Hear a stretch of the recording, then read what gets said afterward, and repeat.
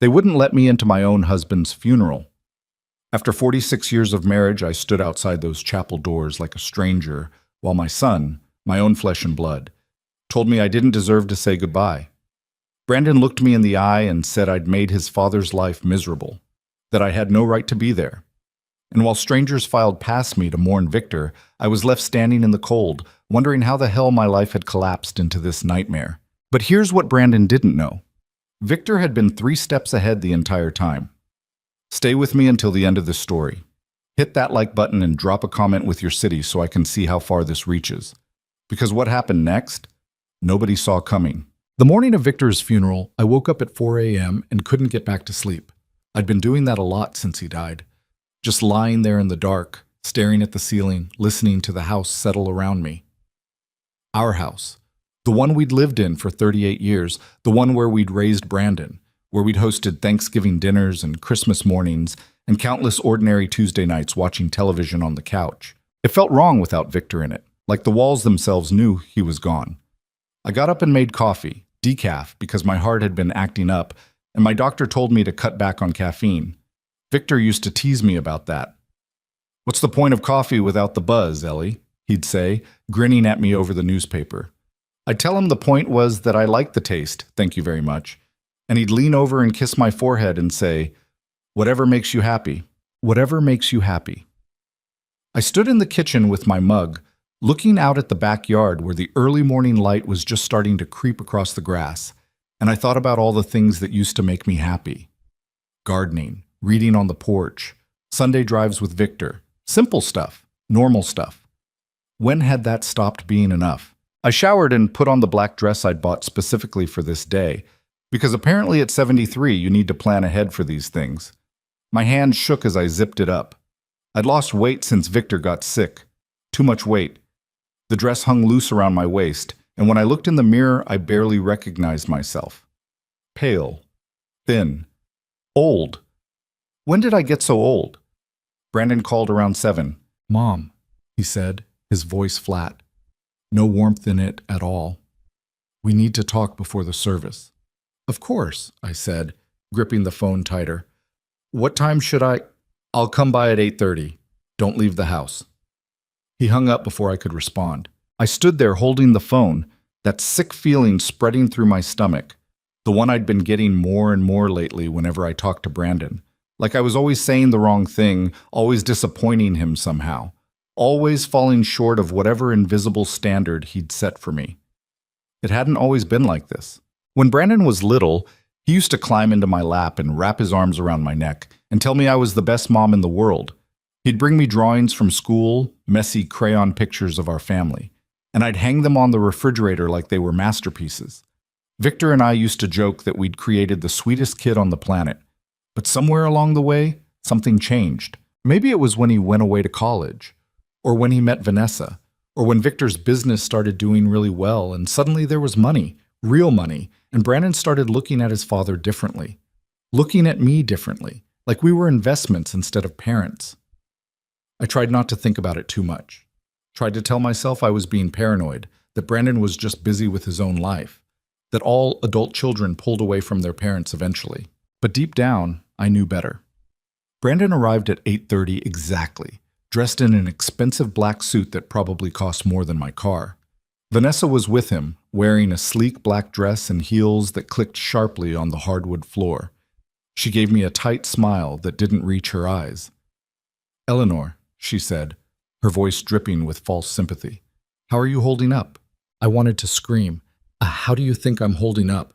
My husband of 46 years just died, and I'm about to bury him, and you're standing in my kitchen acting like we're at a cocktail party." But I didn't say that. I just nodded and said, "I'm managing."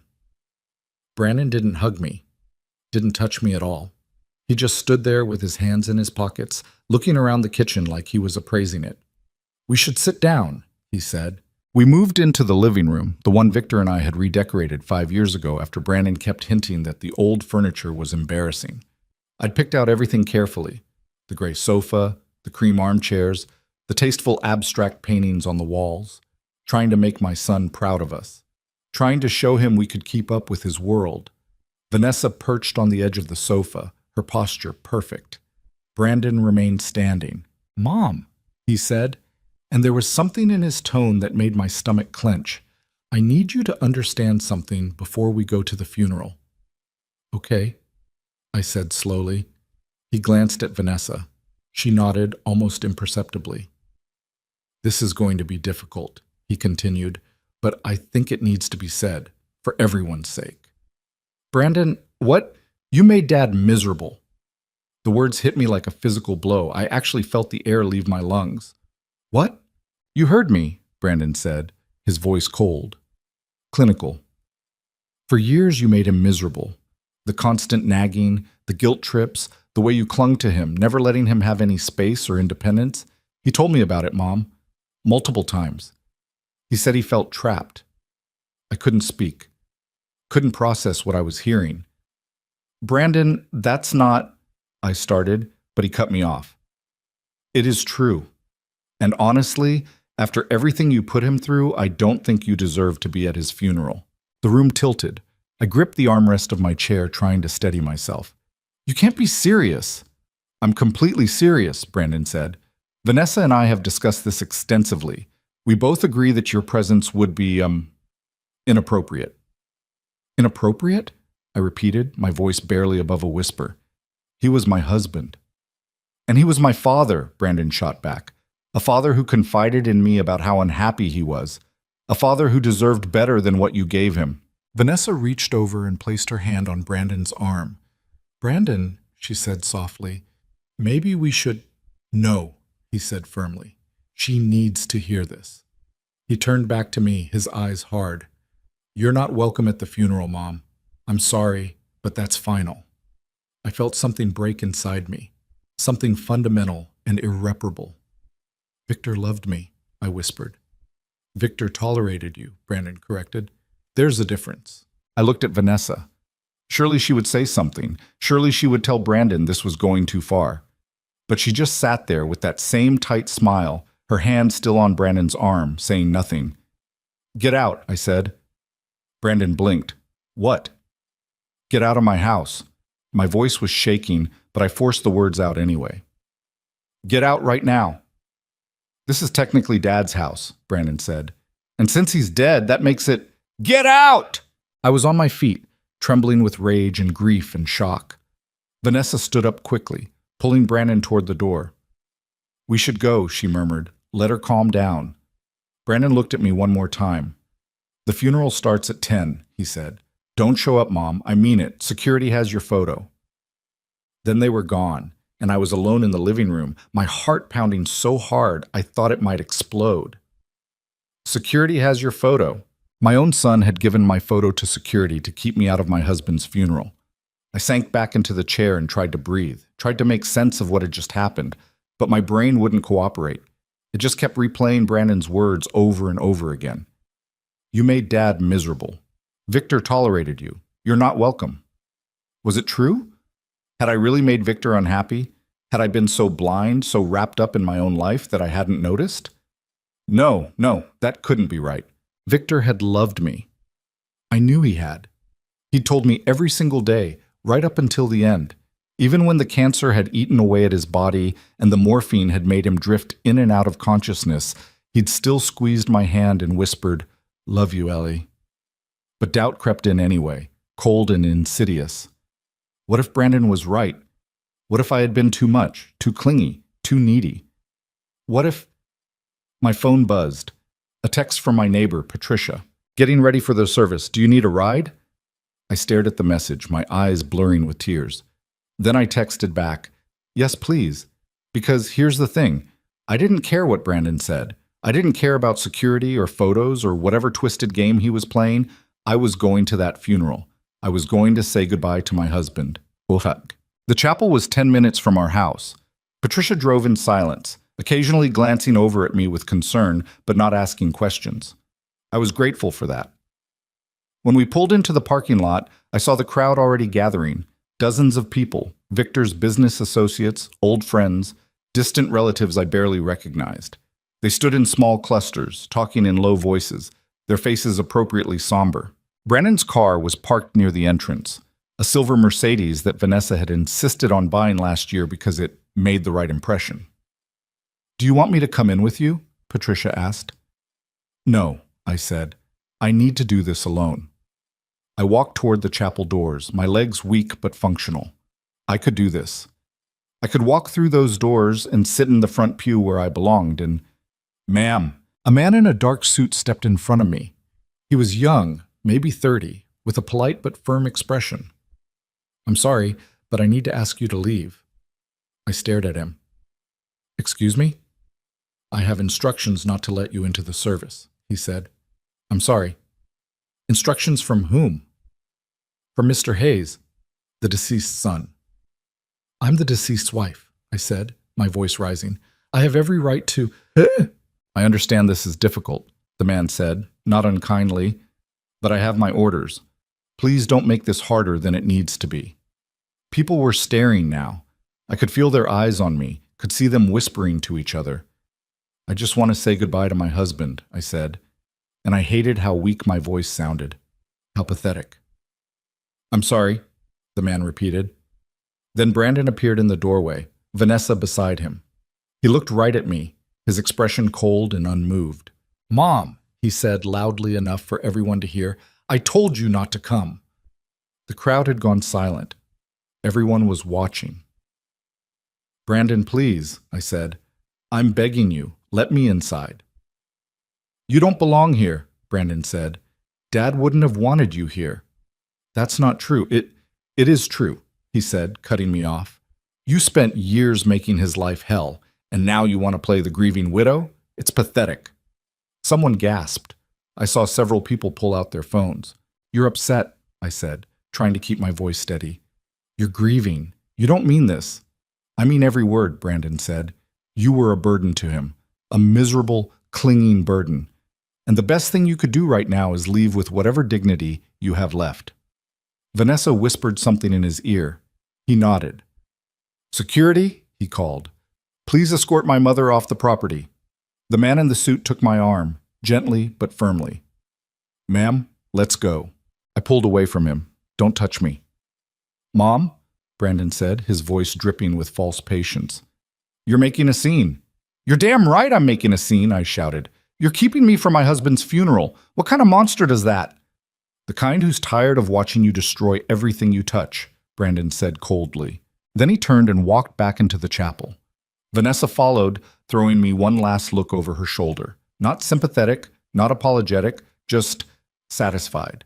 The security guard was still holding my arm. "Please, ma'am," he said quietly. "Don't make me call the police." I looked around at all those faces. Some looked shocked. Some looked sympathetic. Some just looked uncomfortable, like they wanted to disappear. No one helped me. No one said a word. I let the security guard walk me back to Patricia's car. She was standing beside it, her hand over her mouth, tears streaming down her face. "Eleanor," she whispered, "I'm so sorry." I got into the passenger seat and watched through the windshield as people filed into the chapel. One by one, dozens of them, all going inside to mourn Victor while I sat outside like garbage. The doors closed. Patricia got into the driver's seat but didn't start the car. She just sat there, crying softly. "Take me home," I said. "Eleanor, please, Patricia, just take me home." She drove. I stared out the window and felt nothing. Not sadness, not rage, just emptiness. When we pulled into my driveway, Patricia grabbed my hand. "If you need anything—" "Thank you," I said. "I'm fine." I wasn't fine. I went inside and locked the door and walked through the empty house to the bedroom Victor and I had shared for 38 years. I sat on his side of the bed, the side that still smelled like him, and I finally let myself cry. Great, heaving sobs that tore through my chest and left me gasping for air. How had this happened? How had my life turned into this nightmare? And why hadn't Victor warned me? I cried until I had nothing left. Until my throat was raw and my eyes were swollen and the sun had moved across the sky and the shadows in the bedroom had grown long. Then I got up, splashed water on my face, and did something I hadn't done in weeks. I called Victor's attorney. Book. Daniel Mercer picked up on the third ring. "Eleanor," he said, and there was something strange in his voice. Relief, maybe, or concern. I was wondering when you'd call. I need to see you, I said. Can we meet tomorrow? There was a pause. How about today? He said. Can you come to my office at 5? Today? Trust me, Daniel said. You're going to want to hear this as soon as possible. Quotes. Daniel's office was downtown in one of those modern glass buildings that looked more like an art installation than a workplace. I'd been there once before, years ago, when Victor and I had updated our wills. The receptionist led me to a conference room on the 10th floor. Daniel was already there, sitting at a long mahogany table with a stack of folders in front of him. He stood when I walked in. Eleanor, he said, coming around the table to shake my hand. Thank you for coming on such short notice. You said it was important. It is. He gestured to a chair. Please, sit. I sat. He went back to his side of the table and looked at me for a long moment, like he was trying to figure out how to start. I heard what happened at the funeral, he said finally. I stiffened. How? It's a small community, he said. Word travels fast. And for what it's worth, I'm sorry. What Brandon did was unconscionable. He thinks I made Victor miserable, I said, and my voice cracked. He thinks I was a burden. Brandon thinks a lot of things, Daniel said carefully. Most of them are wrong. I looked up sharply. What does that mean? Daniel leaned forward. Eleanor, Victor came to see me 3 months before he died. He wanted to make some adjustments to his will. Adjustments? Among other things, yes. Daniel opened the top folder and pulled out a document. But before we get into that, I need to tell you something. Something Victor made me promise not to reveal until after the funeral. My heart was pounding again. What? Daniel took a breath. Victor knew exactly what Brandon was doing. The manipulation, the lies, all of it. I felt the room spin. What are you talking about? About a year ago, Brandon and Vanessa started a campaign to convince Victor that you were unstable, unfit to handle any kind of inheritance or financial responsibility. They told him you were showing signs of dementia, that you were spending money irresponsibly, that you'd been talking about leaving him. That's insane, I whispered. None of that is true. Victor knew that, Daniel said. He never believed them for a second, but he wanted to see how far they'd go, so he played along. He acted like he was considering their concerns. He let them think they were winning. Why would he do that? Because he wanted proof, Daniel said. Hard evidence that they were trying to manipulate him and turn him against you. And he got it. Every conversation, every lie, every attempt to poison him against you, he documented all of it. I couldn't speak, couldn't breathe. There's more, Daniel said gently. Victor knew they planned to keep you out of the funeral. Brandon told him as much about 2 weeks before Victor passed. He said it would be better for everyone if you weren't there, that the grief might be too much for you, that you might cause a scene. And Victor knew? He knew, Daniel confirmed. And he waited. He wanted to see if Brandon would actually go through with it, if he'd really be that cruel. But why? I asked, my voice breaking. Why didn't he stop it? Why didn't he warn me? Daniel's expression softened. Because he knew that if he intervened, Brandon would just wait until Victor was gone and then come after you anyway. Victor wanted Brandon to reveal his true nature completely, to show the world exactly who he'd become. So he let me suffer, I said bitterly. He let me stand outside that chapel like a fool. Oh. He protected you, Daniel interrupted, in the only way he knew how, by making absolutely sure that when the truth came out, no one could deny it. He slid the document across the table. This is Victor's real will, he said, the one Brandon doesn't know about. I looked down at the pages, my vision blurring with tears. Read it, Daniel said quietly. Take your time. I picked up the document with shaking hands and started to read, and with every word, every clause, every carefully crafted sentence, I felt something shift inside me. Victor hadn't abandoned me. He'd been protecting me all along. The will was 32 pages long. It took me almost an hour to read through it completely, and by the time I finished, my hands weren't shaking anymore. They were steady. He left almost everything to me, I said, looking up at Daniel. He did, Daniel confirmed. The house, the investments, the business shares, All of it goes to you with very specific instructions about how Brandon's inheritance is to be handled. $100,000, I said, reading from the document, out of an estate worth millions, and he only gets that if he doesn't contest the will or harass me in any way. Correct, Daniel said. And if he does contest it, or if there's any evidence of him attempting to coerce you or intimidate you, he gets nothing, not a penny. Why didn't Victor tell me? I asked. Why did he let me think? Because Brandon had become dangerous, Daniel said bluntly. Victor believed, and I agreed, that if Brandon knew what was really in the will, he might try something drastic, especially once Victor was too sick to defend himself or you. I thought about Brandon's cold eyes, the calculated cruelty in his voice. He would have, I said quietly. Victor wanted you safe, Daniel said. More than anything else, he wanted you safe. And he wanted you to understand that none of what Brandon said was true, that you were the best thing that ever happened to him, that every moment with you was a gift. He pushed another document across the table, an envelope, cream-colored and sealed, with my name written on it in Victor's distinctive handwriting. He asked me to give you this, Daniel said, after you'd read the will. I picked up the envelope, my throat tight. Should I read it now? That's up to you, Daniel said. But Eleanor? The official reading is scheduled for Friday, 2 days from now. Brandon will be there, expecting to walk away with everything. He has no idea what's coming. I looked down at the envelope, then back at Daniel. Good, I said. And for the first time in weeks, I smiled. Cut. I didn't open Victor's letter until I got home. I sat in our bedroom, my bedroom now, with a cup of tea and the envelope, and I thought about everything Daniel had told me, about Victor's plan, about the documentation, about the truth that was about to shatter Brandon's world. Part of me felt guilty for taking satisfaction in it. But a bigger part, the part that had been humiliated outside that chapel, felt nothing but grim anticipation. I opened the envelope. Victor's handwriting covered 3 pages, front and back. I recognized the slight tremor in the letters.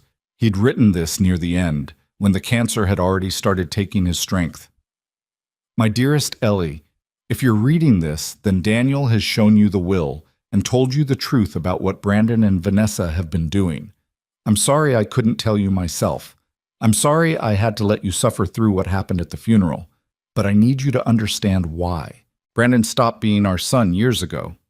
I don't know exactly when it happened, maybe when the business took off, maybe when he married Vanessa, maybe even earlier than that.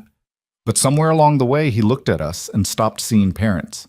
He started seeing assets, resources to be managed and eventually liquidated.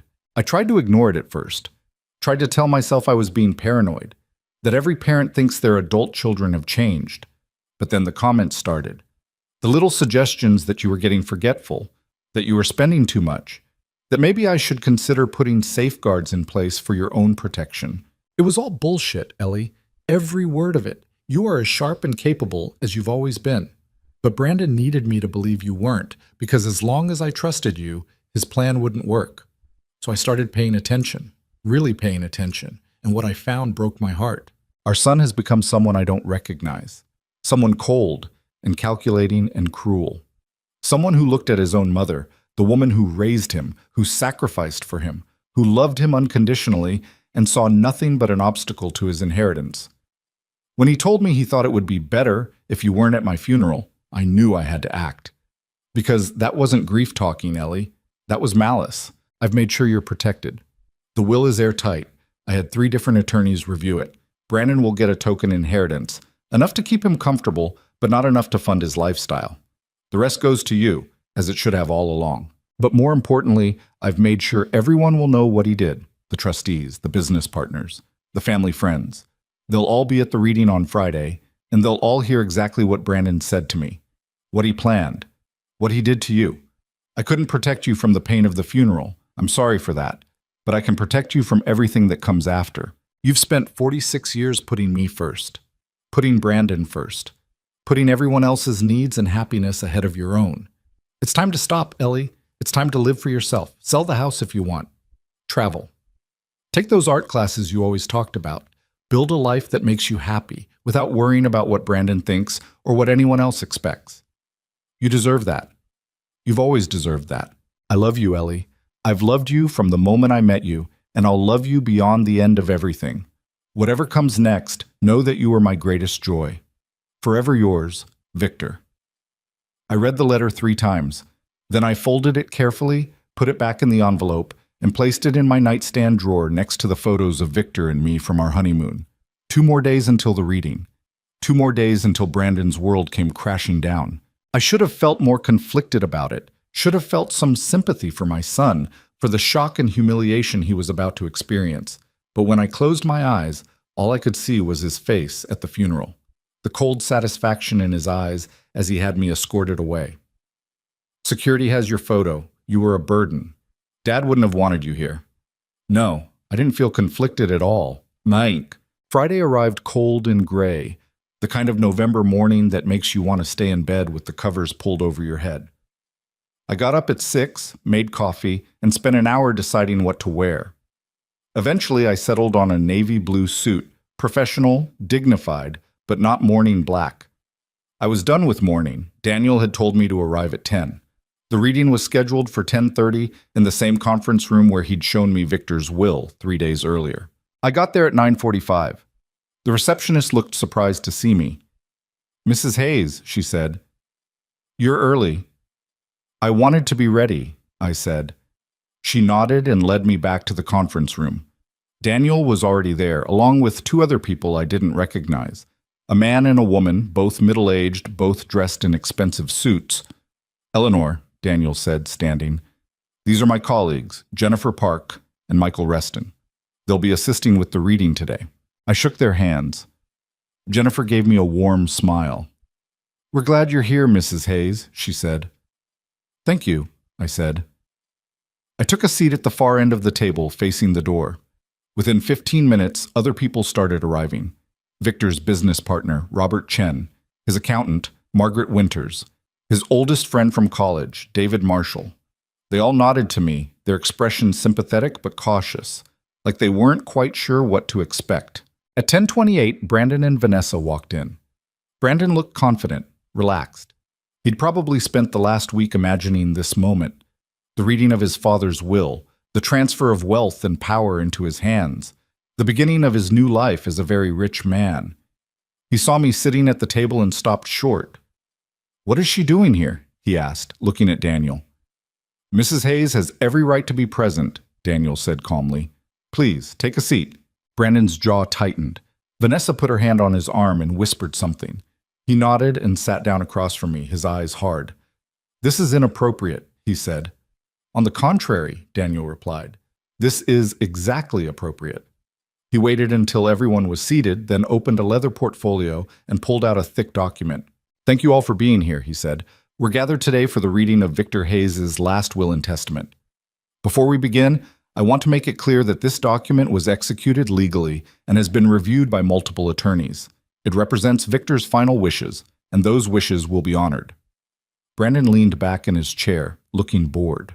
Daniel continued, "Victor Hayes was very specific about how he wanted this reading conducted. He asked that certain facts be shared with all parties present before the distribution of assets is discussed." "Facts?" Brandon said. "What facts?" Daniel pulled out another folder.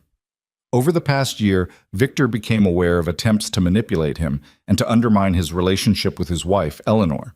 These attempts were documented extensively. Brandon's expression didn't change, but I saw Vanessa shift in her seat. "I don't know what you're talking about," Brandon said. "Don't you?" Daniel opened the folder and pulled out a transcript. "This is a recording of a conversation between you and your father on August 15th of this year. Would you like me to read it aloud?" The room had gone completely silent. Brandon's confidence flickered. Just for a second, but I saw it. "That's private," he said. "Actually, it's not," Daniel replied. "Your father recorded it with your knowledge. He told you at the beginning of the conversation that he was testing a new voice recorder and asked if you minded. You said you didn't."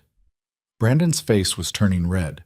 "In this conversation," Daniel continued, "you told your father that Eleanor had been exhibiting signs of dementia, that she'd been spending irresponsibly and making poor decisions. You suggested that he should consider transferring assets into a trust that you would manage. For her protection, you said. That's taken out of context. There are 17 similar conversations documented, Daniel said, his voice still calm but hard as steel. 17 times where you or your wife attempted to convince Victor that Eleanor was incapable of handling her own affairs, that she was a danger to herself, that she needed to be protected from her own instability. Vanessa was pale now, her hand gripping the edge of the table. Victor didn't believe any of it, Daniel said. But he let you think he did? He wanted to see how far you'd go. And you went pretty far, didn't you, Brandon? This is character assassination, Brandon said, standing up. I don't have to sit here and listen to Sit down, Daniel said sharply, or forfeit any claim to your father's estate entirely. Brandon froze. Then slowly, he sat back down. 2 weeks before Victor died, Daniel continued, you told him it would be better if Eleanor didn't attend the funeral, that the grief would be too much for her, that she might cause a scene. Victor asked if you really meant that, and you said yes. You said, and I quote, she'll just make it about herself. She always does. I saw David Marshall shake his head in disgust. Margaret Winters was staring at Brandon like she didn't recognize him. Victor told you he understood, Daniel said. He told you he'd think about it. And then he went home and added a codicil to his will, specifically addressing what should happen if you followed through with keeping Eleanor from the funeral. Brandon's voice was barely a whisper. What did it say? We'll get to that, Daniel said. But first, let's talk about the actual distribution of assets. He opened the will and began to read. It took 20 minutes to go through all of it. The house, the investment accounts, the business shares, the retirement funds, every single asset laid out in precise legal language. And almost all of it went to me. Brandon got $100,000, a single lump sum with no access to anything else. When Daniel finished reading, the room was silent. Brandon was white-faced, gripping the armrests of his chair so hard his knuckles had gone pale. This is a mistake, he said. Dad wouldn't. He promised me. Your father promised you nothing, Daniel said, except that if you contested this will or attempted to harass Eleanor in any way, you would forfeit even the $100,000 you've been allocated. This is fraud, Vanessa said suddenly, her voice shaking. He was sick. He wasn't in his right mind when he Victor Hayes was examined by 3 separate physicians, Jennifer Park said, speaking for the first time. All 3 confirmed he was of sound mind and fully capable of making legal decisions. That documentation is part of the record. Brandon stood up again, his chair scraping harshly against the floor. I'm contesting this, he said. I'll fight this in court. I'll drag it out for years if I have to. Then you'll get nothing, Daniel said simply. The will is very clear on that point. Brandon looked around the room, his eyes wild, looking for support, for sympathy, for someone to tell him this wasn't happening. No one said a word. His gaze landed on me. You did this, he said, his voice low and venomous. You poisoned him against me. No, Brandon, I said quietly. You did that yourself. He took a step toward me. Robert Chen stood up quickly, moving between us. I think you should leave, Robert said. This isn't over, Brandon said. You hear me, Mom? This isn't over. Actually, Daniel said, it is. If you make any further threats against Eleanor, you forfeit your inheritance entirely. Those are your father's wishes, and they will be enforced. Brandon stared at me for another long moment.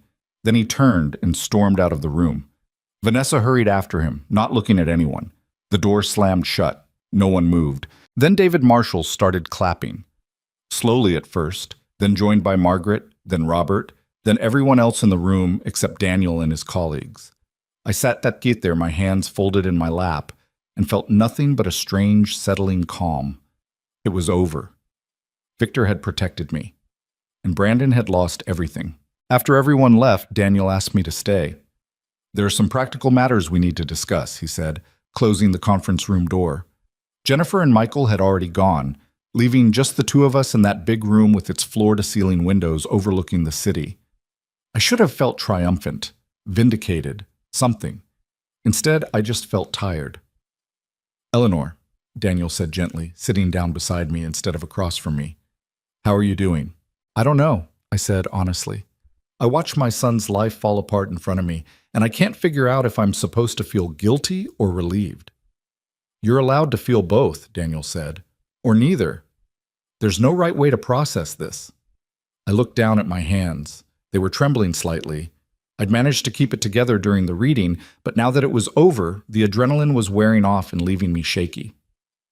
"He hates me now," I said. "He hated you before," Daniel replied. "He just hit it better." That hit harder than I expected. Because it was true, wasn't it? Brandon had been hiding his contempt for years. I'd just been too blind, or too desperate, to see it. "Victor left you something else," Daniel said, opening his briefcase. He pulled out a small wooden box, the kind Victor used to keep on his desk at home. "He asked me to give this to you after the reading." I took the box with shaking hands. It was heavier than I expected. Inside were keys, 3 of them, attached to a key ring with a small brass tag that read Lake House. I stared at them, confused. "We don't have a lake house." "You do now," Daniel said. "Victor bought it 8 months ago. He said he wanted you to have a place that was entirely yours. Somewhere Brandon had never been. Somewhere with no memories attached to it, except the ones you chose to make." My throat tightened. "Where is it?" "About 2 hours north. Small town called Millbrook, right on Lake Serene. It's modest. 2 bedrooms, nothing fancy. But Victor said you'd always talked about living near water." I had. Years ago, when we were first married and too broke to afford anything beyond our tiny apartment, I used to tell Victor about my dream house. Nothing extravagant, just a little place by a lake where I could sit on the porch in the morning and watch the water. I'd forgotten I ever said that. But Victor hadn't. "There's more," Daniel said. He pulled out a folder. "Victor set up a trust for you, separate from the main estate. It generates about $15,000 a month in passive income, rental properties, dividend stocks, that sort of thing. Enough that you'll never have to worry about money, even if you never touch the principal." "Why didn't he tell me?" I whispered. "Why did he do all this in secret?" "Because he knew you'd argue," Daniel said with a slight smile. "You'd say you didn't need it, that he should give more to Brandon, that you'd be fine with less. He knew you, Eleanor. He knew you'd sacrifice your own security to try to make peace with your son." He was right. I would have. "What happens now?" I asked. "Now you live your life," Daniel said simply. "The estate will take a few months to fully settle, but the house and the trust are already in your name. You can move into the lake house whenever you're ready, or sell it, or rent it out. It's yours to do with as you please." "And Brandon?" Daniel's expression hardened slightly. "Brandon will get his $100,000 once he signs the paperwork acknowledging the terms of the will. If he contests it, or if he contacts you in any way that could be construed as harassment, he forfeits everything. I've made that very clear to him." "He won't accept this," I said. "You saw him. He's going to fight." "Let him," Daniel said. Victor anticipated that. "The will is airtight. I've had 3 separate law firms review it. If Brandon wants to waste his time and money on lawyers, that's his choice, but he won't win." I wanted to believe him, but I'd seen the look in Brandon's eyes, the rage, the absolute certainty that he'd been robbed of something that belonged to him. "He'll come after me," I said quietly. "Then we'll get a restraining order," Daniel said. "Eleanor, I need you to understand something. You are protected. Legally, financially, physically. Victor made sure of it. Brandon can't touch you unless you let him." Unless I let him. That was the key, wasn't it? For years, I'd let Brandon walk all over me, let him criticize and belittle and manipulate. Because he was my son, and I loved him, and I kept thinking if I just tried harder, if I just gave him more, eventually he'd love me back the way he used to when he was little. But that Brandon was gone. Maybe he'd never really existed at all. "I need to go home," I said, standing up. "I need to think." "Of course," Daniel said. "But Eleanor? Don't go back to that house tonight. Go to a hotel, or stay with a friend, just for a few days, until things settle down." "You think Brandon will come to the house?" "I think Brandon just lost everything he thought was his," Daniel said. "And people do unpredictable things when they're desperate." I didn't go to a hotel. I didn't stay with Patricia, even though she called 3 times offering her guest room. I went home. My home. The house Victor and I had built our life in. I walked through the front door and stood in the entryway, listening to the silence. It felt different now, not empty, just quiet. Peaceful, almost. I made myself dinner, just soup and toast, nothing fancy, and ate it at the kitchen table while looking through the folder Daniel had given me. The lake house deed, the trust documents. The final letter from Victor that I'd already read a dozen times. I was washing my dishes when the doorbell rang. My whole body tensed. I looked at the clock. 8:30. Too late for neighbors to come calling. The doorbell rang again. Then someone started pounding on the door. "Mom, open up! I know you're in there!" Brandon. My heart started racing. Daniel's warning echoed in my head. "Don't let him in. Call the police if you have to." "Mom!" Brandon shouted. "We need to talk!" I walked to the door but didn't open it. "Go home, Brandon." "Not until you fix this," he said through the door. "You're going to call Daniel right now and tell him there was a mistake." There was no mistake. "The hell there wasn't!" His voice was getting louder. "That money is mine. Dad promised me. He promised I'd inherit the business, the house, everything." "When did he promise you that?" I asked. Silence. Then, "It was understood." "No, Brandon, it wasn't." "Open this door," he demanded. "We're going to settle this right now." "There's nothing to settle," I said, my voice steady even though my hands were shaking. "Your father made his wishes clear. He left the estate to me, and I'm keeping it." "You manipulated him," Brandon screamed. "You poisoned him against me. You're a miserable, bitter old woman who couldn't stand the thought of anyone else being happy." Each word landed like a slap, but I didn't open the door. "I'm calling the police if you don't leave," I said. "You wouldn't dare." I pulled out my phone and dialed 911. "Hello, I need to report someone threatening me at my home," I said calmly. "Yes, I'll stay on the line."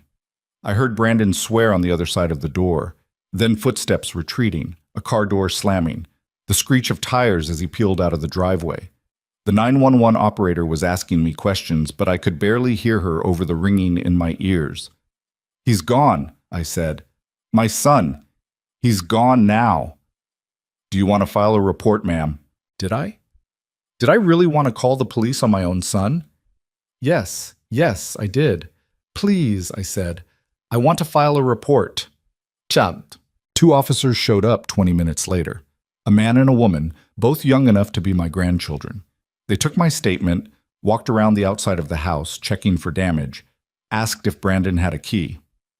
"No," I said. "I had the locks changed 2 days ago." The female officer, her name was Rodriguez, nodded approvingly. "Smart move. Do you have somewhere else you can stay tonight, just in case he comes back?" "This is my house," I said. "I'm not leaving." Rodriguez and her partner exchanged a glance. "Ma'am," the other officer, Thompson, said gently, "family disputes can escalate quickly. If you have somewhere safe, you can go." "I am safe," I interrupted. "I have a security system. I have neighbors. I have a phone. If he comes back, I'll call you again." They didn't look happy about it, but they couldn't force me to leave. After they left, I locked every door, checked every window, and set the alarm. Then I sat in the living room with all the lights on and tried to convince myself I wasn't afraid. I was terrified, not just of Brandon coming back, but of what he'd become, of what I'd somehow missed while it was happening. When had my sweet little boy turned into this stranger, this angry, entitled man who looked at his own mother with such hatred? The house creaked. I jumped, my heart hammering. "It's just the house settling," I told myself. Just the heating system kicking on. Normal sounds, but every sound felt like a threat now. I didn't sleep that night. I sat in Victor's chair with my phone in my hand, watching the windows, waiting for headlights in the driveway. They never came, but I knew this wasn't over. The next morning, I called Daniel. "Brandon came to the house last night," I said. "I filed a police report." Daniel swore softly. "Are you okay?" "I'm fine. He didn't get inside, but he made threats. Said I manipulated Victor. Said the money was his." "I'm filing for a restraining order today," Daniel said immediately. "And Eleanor? You need to start thinking seriously about leaving that house, at least temporarily." "I'm not running away," I said. "I'm not asking you to run. I'm asking you to be smart. Brandon knows where you live. He has friends, connections. If he decides to make your life hell, he has the resources to do it." "So do I said. "Thanks to Victor." "Money doesn't protect you from everything," Daniel said quietly. "Please, at least consider the lake house. Get out of town for a few weeks until Brandon calms down. And if he doesn't calm down, then we escalate. Restraining order, harassment charges, whatever it takes. But right now, the best thing you can do is make yourself harder to reach. I hated that he was right. Hated that I was being driven out of my own home by my own son. But I also wasn't stupid. I'll think about it, I said. Old. That afternoon, Patricia came over with groceries and determination. You're not staying here alone, she announced, unpacking food into my refrigerator. Either you come stay with me, or I'm moving into your guest room. Your choice. Patricia, don't Patricia me, she said firmly. I saw what happened at that funeral. I heard about last night. The whole neighborhood heard about last night. That boy of yours is out of control, and you're not dealing with this by yourself. I wanted to argue, wanted to maintain some shred of independence and dignity, but the truth was, I was grateful. Guest room, I said quietly. If you really don't mind. She pulled me into a hug. Oh, honey, of course I don't mind. Patricia moved in that evening with enough clothes for a week. We made dinner together, real dinner, not just soup and toast, and ate it while watching some mindless cooking show on TV. It felt almost normal. Then my phone rang. Unknown number. I stared at it, my stomach sinking. Don't answer it, Patricia said. I didn't. It went to voicemail. 30 seconds later, my phone pinged with a new message. I played it on speaker. Vanessa's voice filled the kitchen, honey sweet and poisonous. Eleanor, it's Vanessa. I think we got off on the wrong foot yesterday. I was hoping we could meet for coffee and talk this through like adults. Brandon is very upset, as I'm sure you can imagine. He feels like you've stolen his inheritance, and honestly, I can't say I disagree with him. But I think if we all sat down together, we could work something out. Maybe you could agree to share the estate more equitably? It's what Victor would have wanted, I'm sure. Call me back when you get this. And Eleanor? It would be in everyone's best interest if we settled this privately. You wouldn't want things to get ugly. The message ended. Patricia and I stared at each other. That sounded like a threat, Patricia said. It was a threat, I said. My hands were shaking again. She's saying if I don't give them money, they'll make my life hell. You need to save that message and send it to your lawyer. I did. I forwarded it to Daniel with a simple text. Got this today? Is this enough for a restraining order? He responded within 5 minutes. More than enough. I'm filing first thing Monday morning. Do not respond to her. Do not engage. They're trying to bait you into saying something they can use against you. What do they think I'm going to say? I asked Patricia. Doesn't matter, she said. They're desperate. People do stupid things when they're desperate. Pause. Sunday morning, I went to church. I hadn't been in weeks, not since Victor got too sick to go with me. But something pulled me there that morning. Maybe I was looking for comfort. Maybe I was looking for answers. Maybe I just needed to be somewhere that felt safe. I sat in the back pew and tried to focus on the service, but my mind kept wandering. To Brandon, to Vanessa, to Victor's letter, and the lake house, and the trust fund and everything that had happened in the past 2 weeks. 2 weeks ago, Victor was alive. 2 weeks ago, I still had hope that maybe, somehow, Brandon and I could repair our relationship. Now Victor was gone, and Brandon wanted nothing from me except money. After the service, Father Murphy found me in the parking lot. Eleanor, he said warmly, it's good to see you. How are you holding up? I'm managing, I said automatically. He gave me a look that said he knew that was bullshit. I heard about what happened at Victor's funeral. I'm so sorry. Of course he'd heard. Everyone had heard by now. Small-town gossip spreads faster than wildfire. It's complicated, I said. Family usually is, Father Murphy said gently. If you ever want to talk, not as your priest, just as someone who knew Victor and cares about you, my door is always open. Thank you, I said, and I meant it. I drove home in silence, Patricia dozing in the passenger seat. When we pulled into the driveway, there was a car parked on the street. A silver Mercedes. Brandon's car. He was sitting on my front porch. Do not get out of this car, Patricia said immediately. Drive to the police station right now. But I was already unbuckling my seatbelt. Eleanor, stay here, I said. If anything happens, call 911. I got out of the car and walked toward the porch, my heart pounding but my steps steady. Brandon stood up as I approached.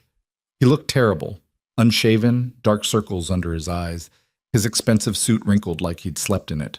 "Mom," he said, "please, I just want to talk." "You threatened me," I said. "You came to my house screaming about how I stole from you. You sent your wife to intimidate me. Why would I want to talk to you?" "Because I'm your son," Brandon said, and for just a second, he sounded like he used to, young and uncertain and desperate for approval.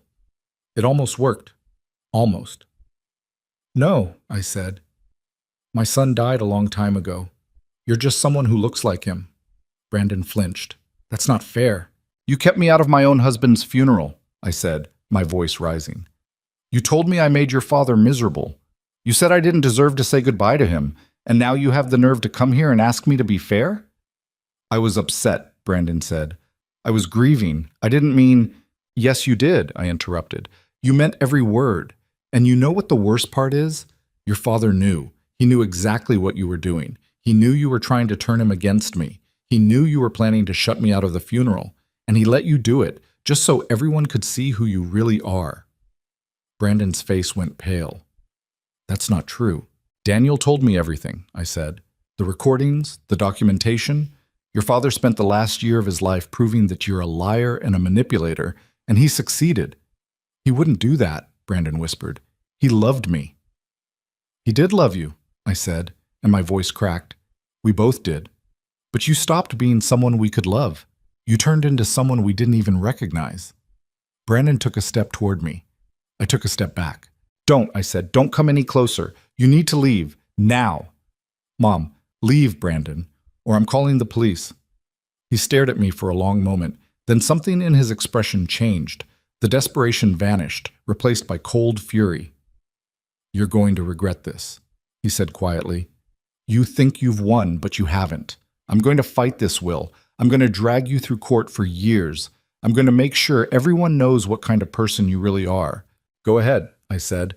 "Your father made sure I have more than enough money to pay lawyers." "Do you?" Brandon's jaw clenched. Then he turned and walked back to his car without another word. I stood on the porch and watched him drive away, my legs shaking so badly I had to grab the railing for support. Patricia appeared beside me, her phone in her hand. "I got video," she said. "The whole conversation, just in case you need it." I looked at her, this woman who'd been my neighbor for 15 years and had become my closest friend without me even realizing it. "Thank you," I whispered. She put her arm around me. "Come on, let's get inside." Monday morning, Daniel called. "I filed for the restraining order," he said, "and I sent copies of Vanessa's voicemail and Patricia's video to the judge. Brandon is officially prohibited from coming within 500 feet of you or your property. If he violates it, he'll be arrested." "What about Vanessa?" "Her too. I included her in the order. Any contact from either of them, calls, texts, emails, showing up at your house, is a violation." I should have felt relieved. Instead, I just felt sad. "This is really happening," I said. "I'm getting a restraining order against my own son." "You're protecting yourself," Daniel corrected gently. "There's no shame in that." Maybe not, but it sure felt like failure. That afternoon, I packed a bag. 2 weeks' worth of clothes, toiletries, the photo albums from the shelf in the den, Victor's letter. Patricia helped me load everything into my car. "You're doing the right thing," she said, "getting out of town for a while. It feels like running away." "It's not running if you're moving toward something better," Patricia said. "And from what Daniel told you about that lake house, it sounds pretty damn good." She was right. It was time to see what Victor had left me. I programmed the address into my GPS and started driving north. The city gave way to suburbs, then to rural roads lined with trees just starting to lose their leaves. The October air was crisp and cold, and the sky was that particular shade of gray that promises winter is coming soon.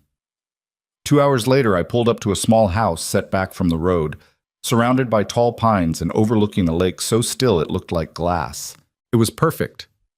1 story, painted light blue with white trim, a wraparound porch with rocking chairs, a small dock extending into the water. I unlocked the door with shaking hands. Inside was exactly what Victor had promised. Nothing fancy, just 2 bedrooms, a cozy living room with a fireplace, a kitchen with windows overlooking the lake, hardwood floors that creaked slightly when I walked, furniture that looked comfortable rather than expensive. On the kitchen table was an envelope with my name on it. I opened it and found a note in Victor's handwriting. "Welcome home, Ellie." That's when I finally cried. Not sad tears, not angry tears, just release. I cried for everything I'd lost and everything I'd gained, for the son who'd become a stranger and the husband who'd loved me enough to plan for my future even when he knew he wouldn't be there to see it. I cried until I was empty. Then I walked out onto the porch, sat in one of the rocking chairs, and watched the sun set over the lake. For the first time in months, I felt something that almost resembled peace. Boom. The next few days were quiet. I explored the small town of Millbrook, population 3,200 according to the sign at the town limits. There was a grocery store, a library, a diner that made excellent pie, and a coffee shop where locals gathered every morning to gossip and solve the world's problems. Nobody knew me here. Nobody knew about Brandon or the funeral or the will. I was just Eleanor, a widow starting over. It felt like freedom. On Thursday, I was in the coffee shop when my phone rang. "Daniel." "We have a problem," he said without preamble. My stomach dropped. "What kind of problem?" "Brandon filed a lawsuit this morning. He's claiming Victor was mentally incompetent when he changed the will. He's demanding a full psychiatric evaluation, posthumously, and wants the will invalidated." "Can he do that?" "He can try," Daniel said, "but he won't succeed. We have 3 psychiatric evaluations from board-certified physicians stating Victor was completely competent. The lawsuit is frivolous, and honestly, I think Brandon knows that. But it's going to tie things up for a while."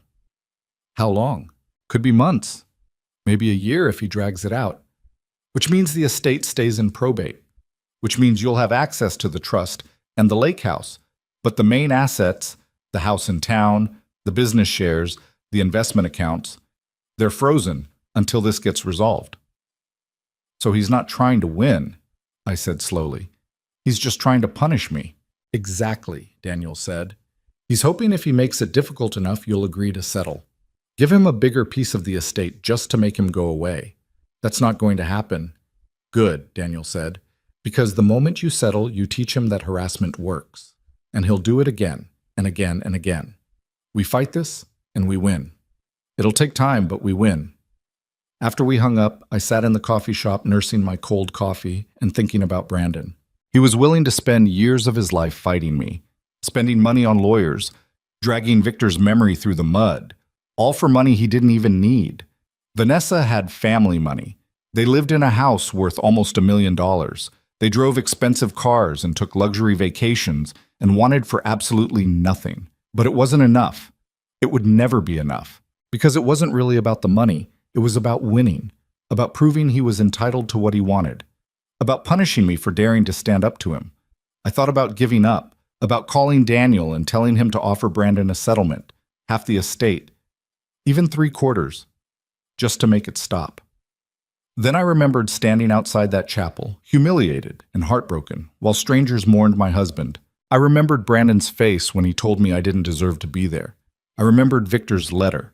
"You've spent 46 years putting everyone else first. It's time to stop." No. No more settlements. No more giving in. No more sacrificing my own dignity to make other people happy. Brandon wanted a fight? He was going to get one. Ticked.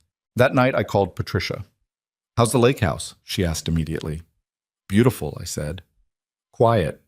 I think I might stay here permanently." "Really?" "Really. I don't want to go back to that house in town. Too many memories, too much heaviness. This place feels light, new, mine." "Then stay," Patricia said simply. "Sell the old house when the estate settles. Start fresh. You've earned it." "Brandon filed a lawsuit," I said. "Of course he did," Patricia said, not sounding even slightly surprised. "What's he claiming?" I told her. She listened without interrupting, then sighed. "That boy is determined to make himself miserable," she said. "You know that, right? He could take his $100,000 and move on with his life, but he'd rather spend it all on lawyers and bitterness. He thinks I stole what's his." "He thinks wrong," Patricia said firmly. "Eleanor, listen to me. You have spent your entire adult life being a good mother, a good wife, a good person. You have nothing to feel guilty about. Brandon made his choices. He has to live with them. I keep thinking I should have seen this coming, I said. Should have done something differently when he was younger. Maybe if I'd been stricter or more involved or... Stop, Patricia interrupted. You're a good mother. Sometimes good mothers raise shitty kids. That's not your fault. It's just life. I laughed despite myself. Shitty kids? You got a better word for it? No, I admitted. That about covers it.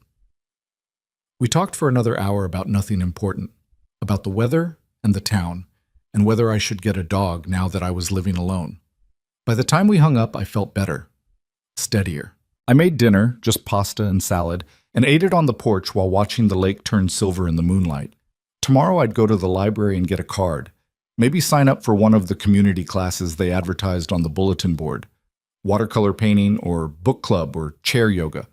Tomorrow I'd start building a life that belonged to me. But tonight, I just sat in the quiet and let myself breathe. The dog appeared on my porch 3 days later. I woke up to scratching sounds and found a scruffy mutt sitting by the front door, tail wagging hopefully. Brown and white, medium-sized, with one ear that flopped over and intelligent eyes that seemed to be asking politely for breakfast. "Where did you come from?" I asked through the screen door. The dog tilted its head and wagged harder. I shouldn't have fed it. I knew that. Feed a stray once, and it's yours forever. But I couldn't just let it starve, so I made some scrambled eggs and brought them out on a paper plate.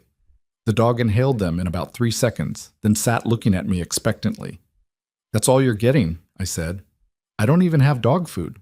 The dog followed me to my car when I drove into town an hour later, followed me back when I returned with groceries and, yes, a bag of dog food, followed me inside when I opened the door, and settled itself on the rug by the fireplace like it had always lived there. "You can't stay," I told it. The dog yawned and closed its eyes. I named him Buddy. Not creative, but it fit, and honestly it was nice having someone to talk to besides myself. Patricia thought it was hilarious when I told her. "You went from empty nest to actual dog in less than a week," she said. "That might be a record." "He needed a home," I said defensively. "So did you," Patricia replied. "Sounds like you found each other." Maybe we had. Buddy was easy company. He didn't ask questions or make demands.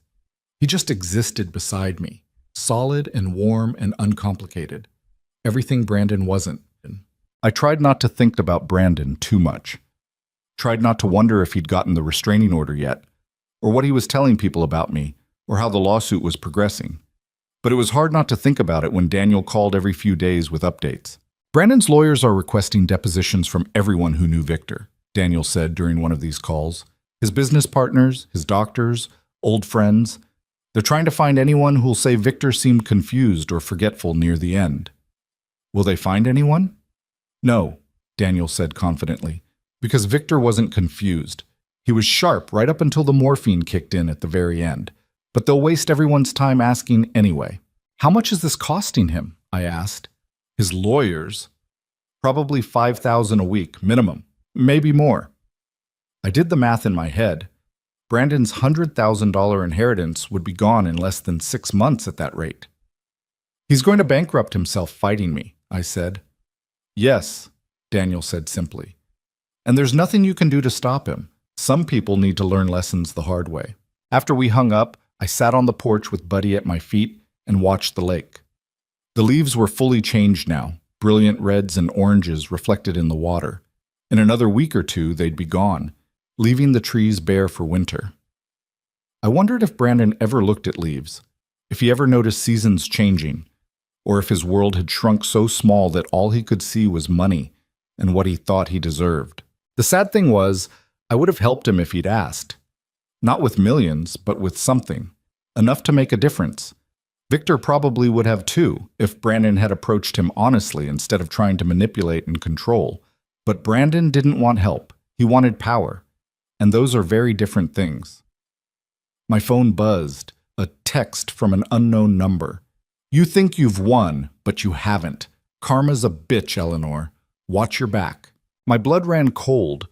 I screenshot the message and forwarded it to Daniel immediately. He called back within minutes. "That's a clear violation of the restraining order," he said. "I'm contacting the judge right now. Brandon could be arrested for this." You don't know it's from Brandon, I said, even though we both knew it was. It's from a burner phone, Daniel said, which makes it pretty obvious who sent it. I'm filing contempt charges. If he does this again, he's going to jail. Daniel, I don't want him to go to jail. He's still my son. There was a long pause. Then Daniel said gently, Eleanor, he's threatening you. This isn't just about money anymore. This is about him trying to intimidate and control you. You need to take this seriously. I am taking it seriously, I said, but sending him to jail isn't going to fix anything. It's just going to make him angrier. Then what do you want me to do? I didn't have an answer, because the truth was, I didn't know what I wanted. I wanted my son back. The real Brandon, the one who used to curl up beside me on the couch and tell me about his day. But that Brandon was gone, if he'd ever existed at all. File the contempt charges, I said finally. But let me know before anything happens, please. I will, Daniel promised. That night I couldn't sleep. I kept hearing sounds outside, branches breaking, footsteps on gravel, cars driving past. Every sound felt like a threat. Buddy sensed my anxiety and stayed pressed against my legs, alert and watchful. At 2 a.m, headlights swept across my bedroom window. I grabbed my phone, heart racing, and peeked through the curtains. A police cruiser. It sat in my driveway for a moment, spotlight sweeping across the yard, then slowly drove away.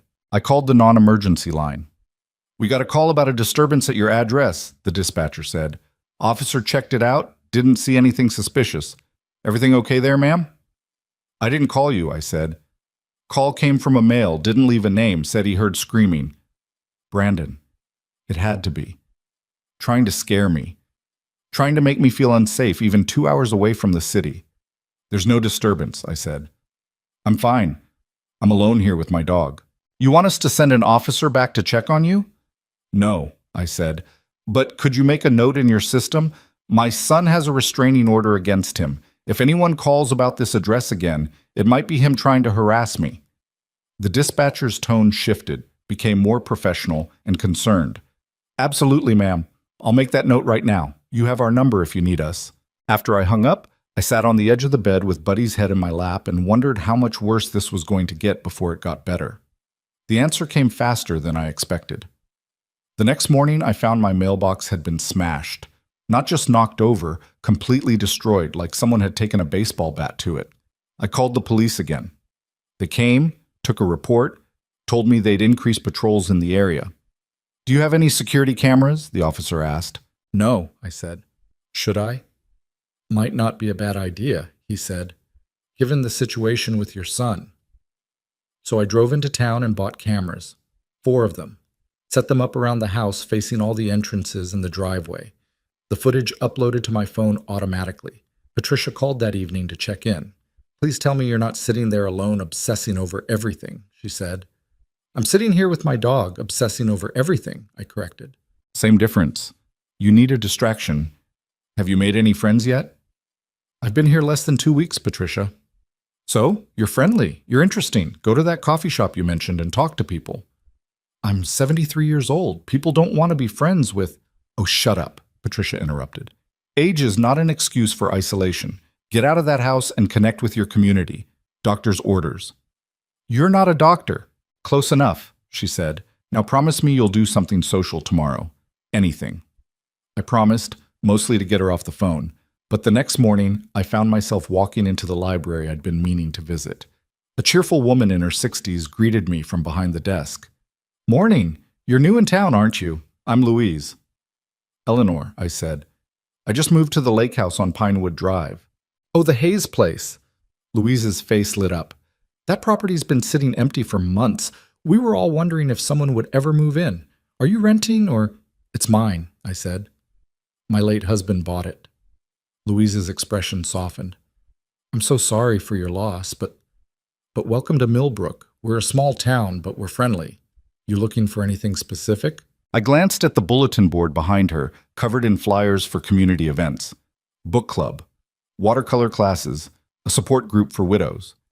The watercolor classes, I heard myself say. When do those meet? Tuesdays and Thursdays, 10 to noon. Teacher's name is Margaret Chen. She's wonderful. Very patient with beginners. I signed up before I could talk myself out of it. Left the library with a starter kit of paints and brushes and a nervous flutter in my stomach that felt oddly like excitement. When was the last time I'd done something just for myself? Not for Victor, not for Brandon, not because I should or had to, but just because I wanted to? I couldn't remember. That realization hit harder than it should have. 73 years old, and I'd spent so much of my life trying to make other people happy that I'd forgotten what made me happy. No wonder Victor wanted me to have this place. He'd seen what I couldn't see, that I disappeared into the roles of wife and mother so completely that there was barely any me left underneath. My phone rang. Daniel again.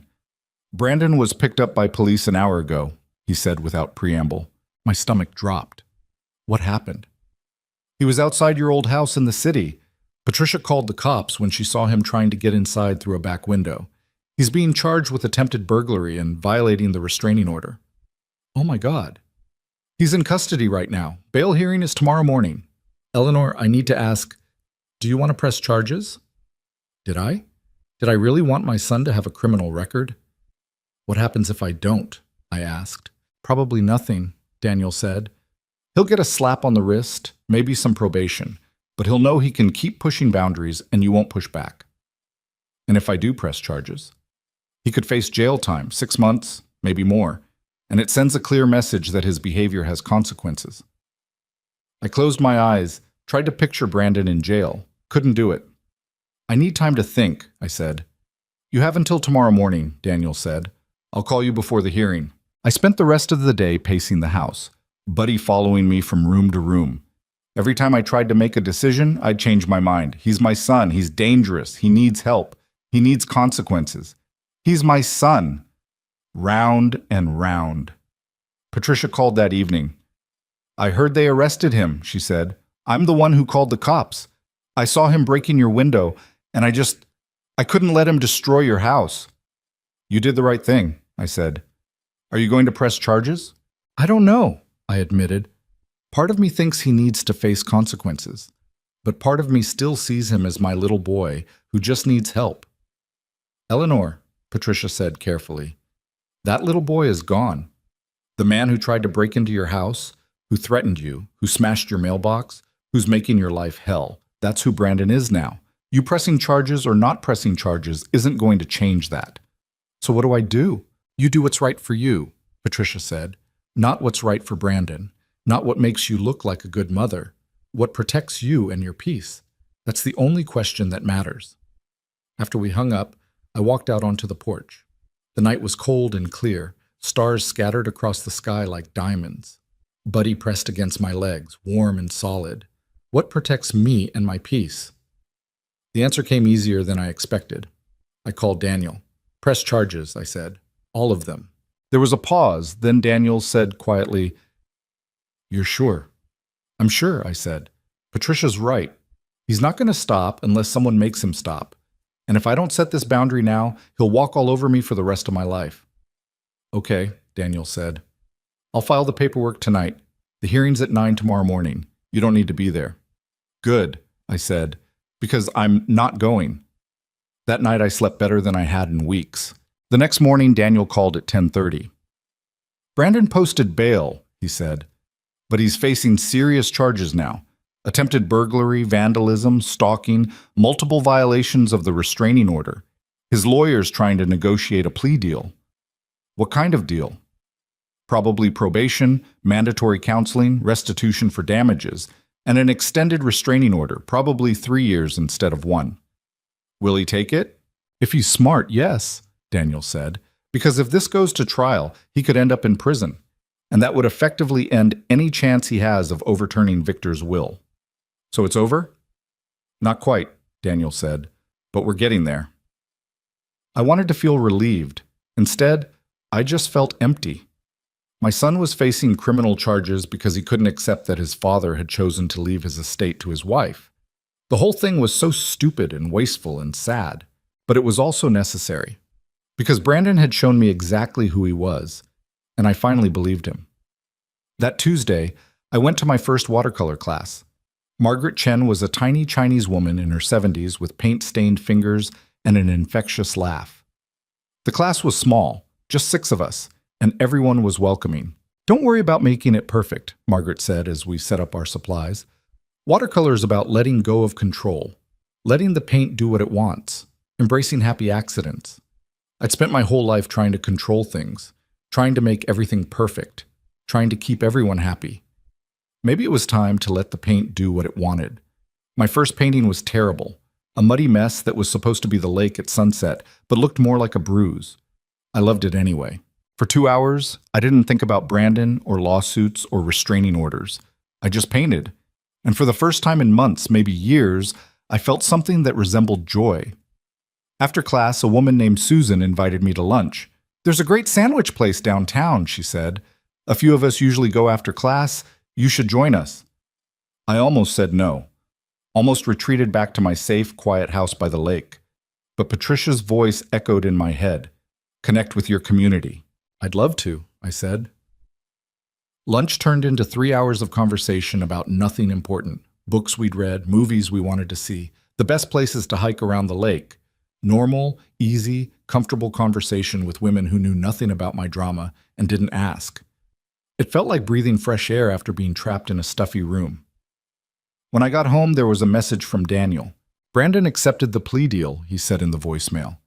2 years probation, mandatory anger management counseling, and a 3-year restraining order. He also has to pay for all damages to your property. It's done, Eleanor. He can't touch you now. I sat in my car in the driveway and cried. Not sad tears, not happy tears, just release tears. The kind that come when something you've been carrying for too long finally gets set down. Buddy met me at the door, tail wagging. I fed him, made myself dinner, and ate it on the porch watching the sun set over the lake. My phone rang. Unknown number again. I almost didn't answer, but something made me pick up. "Hello? Mom?" Brandon's voice, quiet and hoarse. "Please don't hang up."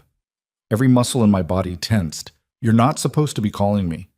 "I know, I need to say something, and then I'll leave you alone, I promise." I should have hung up, should have reported the call to Daniel immediately.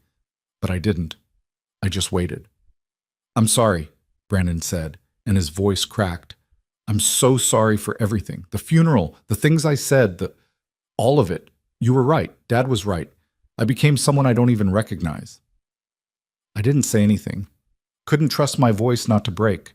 "The counselor they're making me see asked me when I stopped seeing you as my mother and started seeing you as an obstacle," Brandon continued, and I couldn't answer her because I don't remember.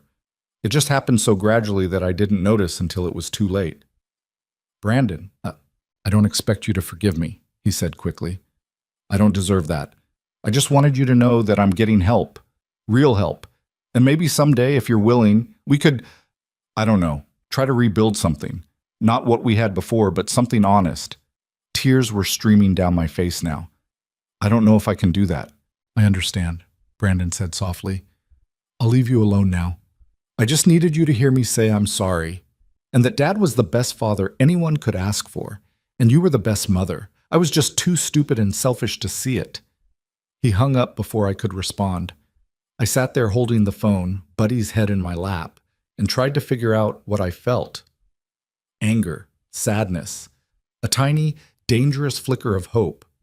I called Daniel and told him about the call. "That's a violation of the restraining order," he said immediately. "I can have him arrested again." "No," I said. "Don't." He apologized.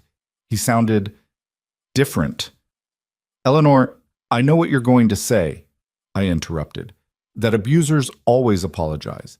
That words don't mean anything without changed behavior. That I need to protect myself." "All of that is true," Daniel said. "I know. But he's getting counseling. Maybe there's a chance he could actually change, not for me, but for himself." Daniel sighed. "Okay, but if he contacts you again, I'm filing charges. No more chances." "Agreed," I said. After we hung up, I walked out to the dock and sat with my feet dangling over the water. The moon was almost full, painting silver streaks across the lake. I thought about Brandon as a little boy, the way he used to hold my hand crossing the street, the way he'd run to me when he was scared or hurt or happy, the way he'd tell me he loved me every single night before bed. That boy was gone. Maybe he'd been gone for a long time, but maybe Maybe there was a chance for the man he'd become to find his way back to something resembling decent. I wasn't holding my breath, but I also wasn't closing the door completely. Not yet. Because here's what I'd learned over the past few weeks. Protecting yourself doesn't mean you have to stop loving someone. It just means you love them from a distance where they can't hurt you anymore. And maybe if Brandon really did the work, really changed, really became someone capable of respecting boundaries and treating people with basic human decency, maybe someday that distance could shrink a little. But that was his journey to take, not mine. My journey was here, in this little house by the lake, learning to paint terrible watercolors and make friends and live for myself instead of for everyone else. Victor had given me that gift. Not the money, not the house, but the permission to finally, at 73 years old, figure out who Eleanor Hayes actually was when she wasn't being someone's wife or someone's mother. I was still figuring it out, still discovering pieces of myself I'd forgotten existed. But I had time now, and space, and peace. And for the first time in longer than I could remember, that felt like enough. 3 months passed before I heard from Brandon again. 3 months of watercolor classes and coffee shop mornings and quiet evenings by the lake. 3 months of learning who I was without anyone's expectations weighing me down. 3 months that felt like the first real breaths I'd taken in years. The town had adopted me in the way small towns do. Louise from the library saved books she thought I'd like. The women from painting class invited me to their monthly dinners. Even the guy at the hardware store, Tom, who had to be pushing 80 himself, started keeping buddy treats behind the counter for when I came in. I was building something here, something that belonged entirely to me. Then Vanessa showed up. I was in the garden, if you could call the small patch of dirt behind the house a garden, trying to plant some bulbs for spring. Buddy was digging holes faster than I could fill them, and I was laughing at the absurdity of it all when a car pulled into the driveway. A silver Mercedes. Different from Brandon's, but same make. Same statement. Vanessa stepped out wearing designer jeans and a cream-colored sweater that probably cost more than my monthly grocery bill. She looked thinner than I remembered, older somehow, even though it had only been 3 months. "Eleanor," she said, her voice carefully neutral, "I hope this isn't a bad time." Buddy started barking. I grabbed his collar before he could run at her. "You're violating the restraining order," I said. "The restraining order is against Brandon, not me," Vanessa replied. "I checked with our lawyer. I'm allowed to be here." I hated that she was right. The order specifically named Brandon, not his wife. "What do you want?" I asked, not letting go of Buddy.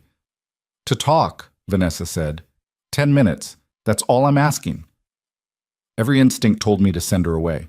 To call Daniel and get an extension on the restraining order that included her. To protect the peace I'd worked so hard to build. But something in her face stopped me. She looked desperate. Not angry desperate like Brandon had been. Just tired. Defeated. "Fine," I said. 10 minutes. We can talk on the porch." I tied Buddy to the railing. He wasn't happy about it, but he settled down after a minute and gestured to the rocking chairs. Vanessa sat stiffly, her hands folded in her lap. For a long moment, neither of us spoke. "Brandon doesn't know I'm here," Vanessa said finally. "He'd be furious if he found out." "Then why come?" "Because someone needs to tell you the truth," she said. "And it's not going to be him." I waited. Vanessa took a breath like she was steeling herself. "Everything that happened, the funeral, the will, all of it, was my idea." I stared at her. "What?"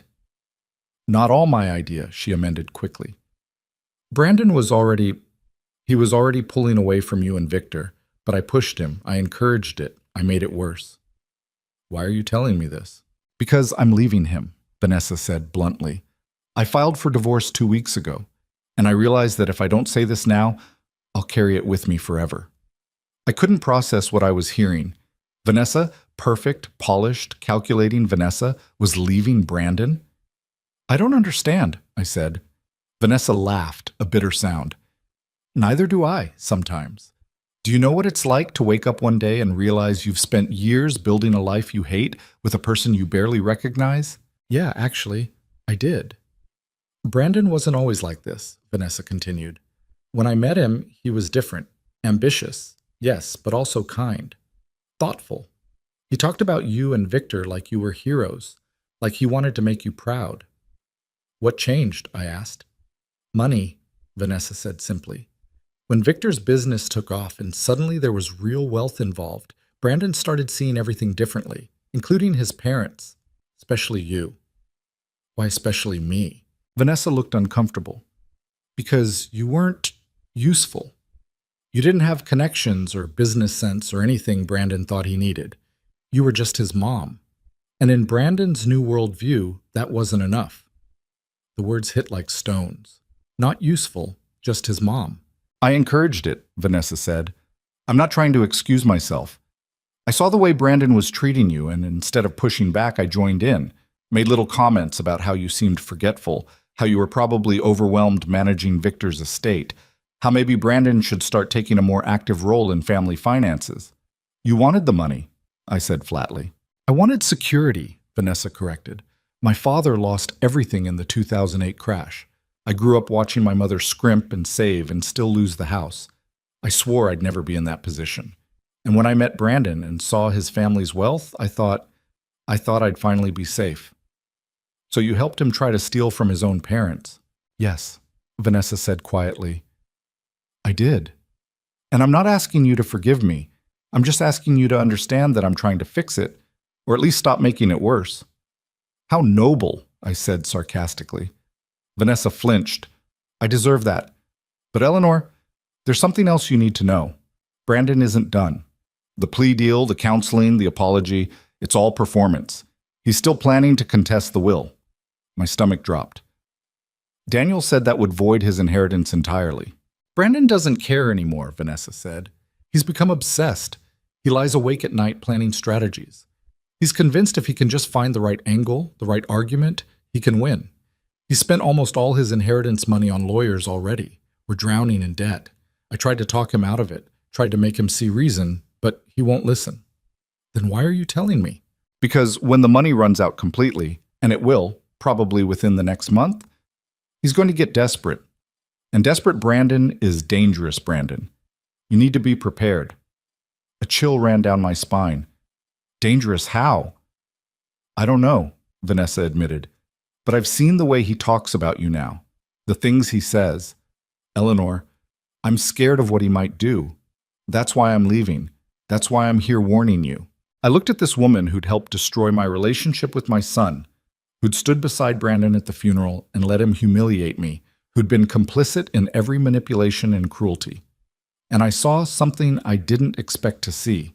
Fear, real, genuine fear. You should go, I said. Vanessa stood. I'm sorry, for all of it. I know that doesn't fix anything, but I needed to say it. She walked back to her car, then turned. One more thing. Brandon found out about this house. I don't know how. Maybe he hired a private investigator, but he knows where you are. Be careful. Then she drove away, leaving me standing on the porch with my heart pounding and Buddy whining at my feet. I called Daniel immediately. Vanessa was just here, I said. She says Brandon knows where I am and he's planning something. How does she know? She's leaving him. She came to warn me. Daniel was quiet for a moment. Do you believe her? I don't know, I said honestly. But I'm not willing to bet my safety on the possibility that she's lying. I'll look into getting more security for the property, Daniel said. Cameras aren't enough if he's really planning something. And Eleanor, keep your doors locked. Don't open them for anyone you don't know. If you see Brandon anywhere near your property, call 911 immediately. After we hung up, I went inside and checked every lock twice. Then I called the security company and upgraded to the premium package with 24/7 monitoring and a direct line to the police. Then I sat on the couch with Buddy and tried not to let the fear swallow me whole. I'd finally found peace, finally built a life I wanted, and now Brandon was threatening to take that away too. That night I barely slept. Every sound had me reaching for my phone. Every shadow through the window looked like someone lurking outside. By morning, I was exhausted and angry. Angry at Brandon for still controlling my life even from a distance. Angry at Vanessa for waiting 3 months to warn me. Angry at myself for letting fear creep back in just when I'd started to feel safe. I was making coffee when my phone rang. Unknown number again. My hand shook as I answered. Hello? Mrs. Hayes, this is Detective Sarah Morrison with the County Sheriff's Department. I'm calling about your son, Brandon Hayes. My blood turned to ice. What happened? Is he okay? He's fine physically, Detective Morrison said, but I need to ask you some questions about his recent behavior. Do you have a few minutes? Of course. Your son's wife filed for divorce 2 weeks ago and took out a restraining order against him yesterday. She claims he's been harassing her and making threats. She also mentioned that he's been fixated on you and your inheritance dispute. Is that accurate? Yes, I said. He's been harassing me for months. We have a restraining order, too. I'm aware, Morrison said. I pulled the file this morning. Mrs. Hayes, Vanessa, is concerned that Brandon is planning to do something drastic. She mentioned he's been talking about the lake house where you're currently living. Has he contacted you recently? No direct contact, I said, but his wife came here yesterday to warn me. She said he found out where I was living and she was worried about what he might do. Did she specify what kind of threat? No. She just said desperate Brandon is dangerous Brandon. Detective Morrison was quiet for a moment. Mrs. Hayes, I want to be straight with you. We can't arrest someone for being angry or obsessed. We need evidence of an actual threat or crime. But given the pattern of behavior, the attempted break-in, the harassment, the escalating fixation, I think you should take this seriously. I am taking it seriously, I said. I just don't know what else I can do. I have cameras, I have security monitoring, I keep my doors locked. I report every violation of the restraining order. That's good, Morrison said. Keep doing all that. And if you see Brandon anywhere near your property, or if he contacts you in any way, call 911 immediately. Don't try to talk to him. Don't try to reason with him. Just get yourself to safety and let us handle it. After we hung up, I sat at the kitchen table and stared at my coffee. It had gone cold. I thought about packing a bag and leaving, going to Patricia's, going to a hotel, going anywhere that wasn't here. But then I looked around at this little house that Victor had bought for me, at the watercolors hanging on the walls, my watercolors, terrible and wonderful, and mine. At Buddy snoring on the rug, at the life I'd started building. No, I wasn't running anymore. I'd run from conflict my whole life, run from confrontation, from boundaries, from standing up for myself. And where had it gotten me? Standing outside my husband's funeral while my son told me I didn't belong. If Brandon came here, I'd handle it. I'd call the police. I'd protect myself. I'd do whatever needed to be done. But I wasn't giving up this house, this town, this new life. Not for Brandon, not for anyone. I finished my cold coffee, took Buddy for a walk around the lake, and went to my watercolor class like nothing had changed. Margaret noticed something was off. You okay, Eleanor? She asked while we were setting up our supplies. You seem distracted. Just family stuff, I said.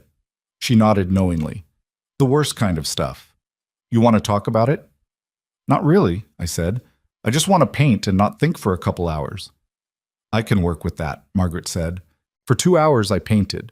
A landscape of the lake in winter, bare trees reflected in gray water.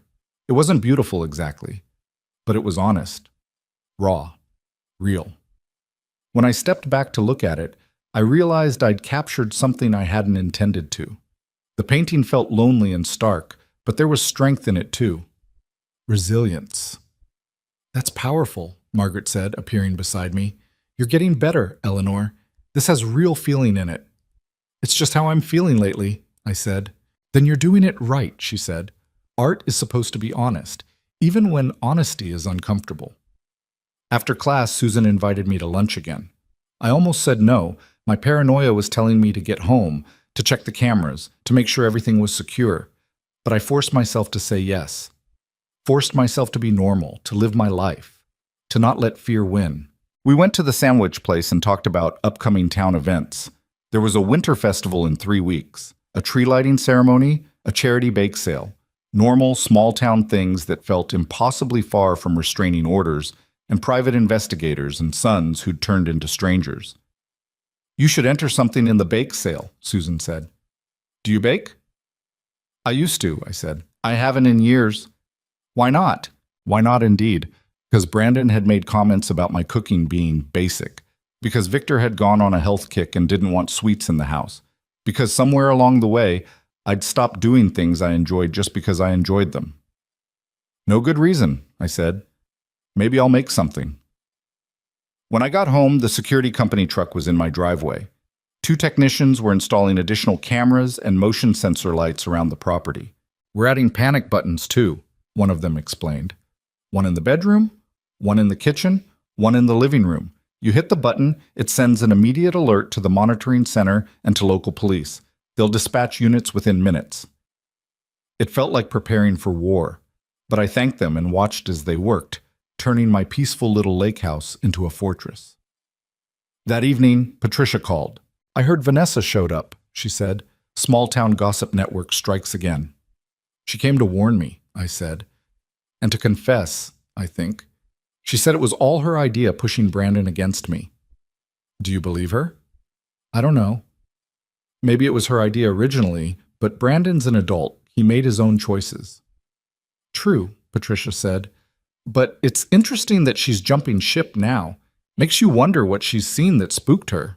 That's what worried me too. Vanessa wasn't the type to scare easily.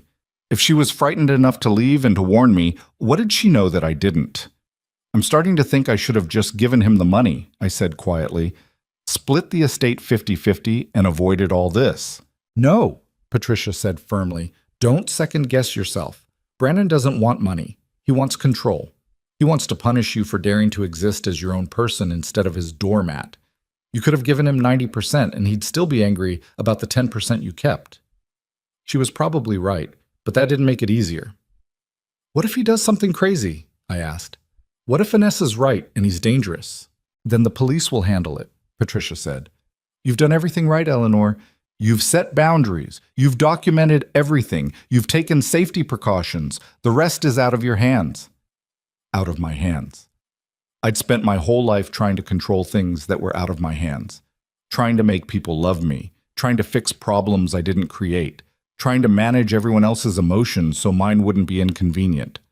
Maybe it was time to let go. You're right, I said. I can't control what Brandon does. I can only control how I respond. Exactly, Patricia said.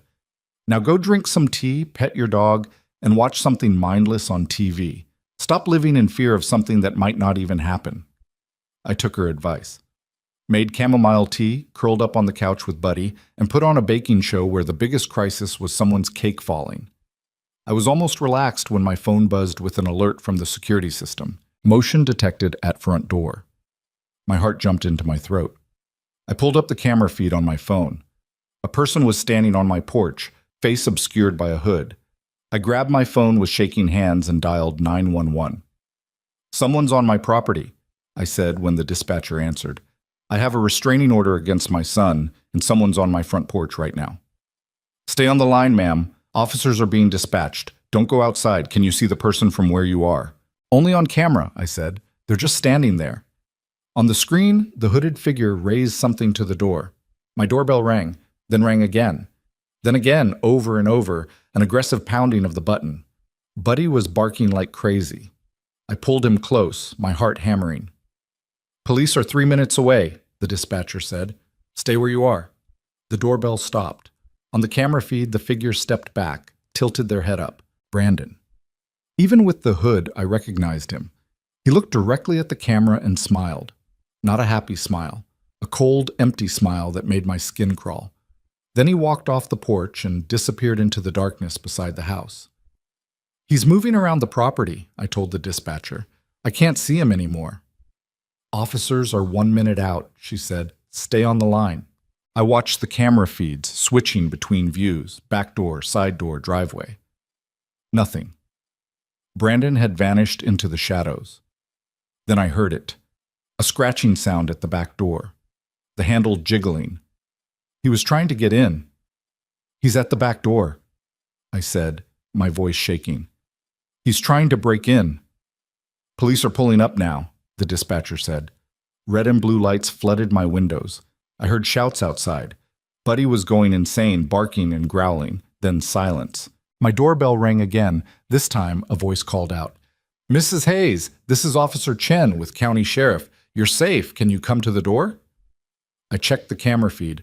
Sure enough, a uniformed officer stood on my porch, badge visible. I opened the door on the chain first, then fully when I confirmed it was really police. Did you catch him? I asked. We've got him in custody. Officer Chen said. He was trying the windows on the back of the house when we arrived. This is a clear violation of the restraining order. He's going to jail tonight. The relief was so strong I almost collapsed. Officer Chen caught my elbow. You okay, ma'am? I'm fine, I said. Just thank you. Thank you for getting here so fast. We've been doing extra patrols in this area since Detective Morrison flagged your case, Chen said. We were already nearby when the call came in. Another officer appeared from around the side of the house. We found these, she said, holding up evidence bags. Inside were tools, a crowbar, a glass cutter, bolt cutters. He came prepared, Chen said grimly. This wasn't just harassment. This was attempted breaking and entering with intent. Intent to what? I asked. The officers exchanged a glance. We'll know more after we question him, Chen said diplomatically. But Mrs. Hayes, you should probably stay somewhere else tonight, just to be safe. This is my home, I said. I'm not leaving. At least until we process everything and make sure he didn't tamper with anything. I have a security system, I interrupted. I have cameras. I have panic buttons. And now I know you're patrolling the area. I'm staying. Chen looked like he wanted to argue, but he nodded. Okay, but we'll have a unit parked outside for the rest of the night. And Mrs. Hayes? You might want to call your lawyer. This is going to mean additional charges, serious ones. After the police left, minus the patrol car that stayed parked in my driveway, I called Daniel. Brandon just tried to break into my house, I said. The police arrested him. Daniel swore creatively. Are you okay? Physically, yes. Emotionally? I don't know. Daniel, he had tools. He came here planning to break in. That's attempted burglary in the first degree, Daniel said, plus stalking, plus violating the restraining order again. Eleanor, he's looking at serious prison time now. Years, not months. Good, I said, and I meant it. Maybe that's what he needs. Maybe prison will finally make him understand that he can't just take whatever he wants. Maybe, Daniel said, though he didn't sound convinced. I'll contact the prosecutor first thing in the morning. We'll make sure they throw every charge they can at him. After we hung up, I sat on the couch with Buddy and tried to process what had happened. My son had come to my house in the middle of the night with burglary tools. If the police hadn't arrived when they did, what would he have done? Stolen from me? Hurt me? I didn't know, and that might be the scariest part. I didn't sleep that night.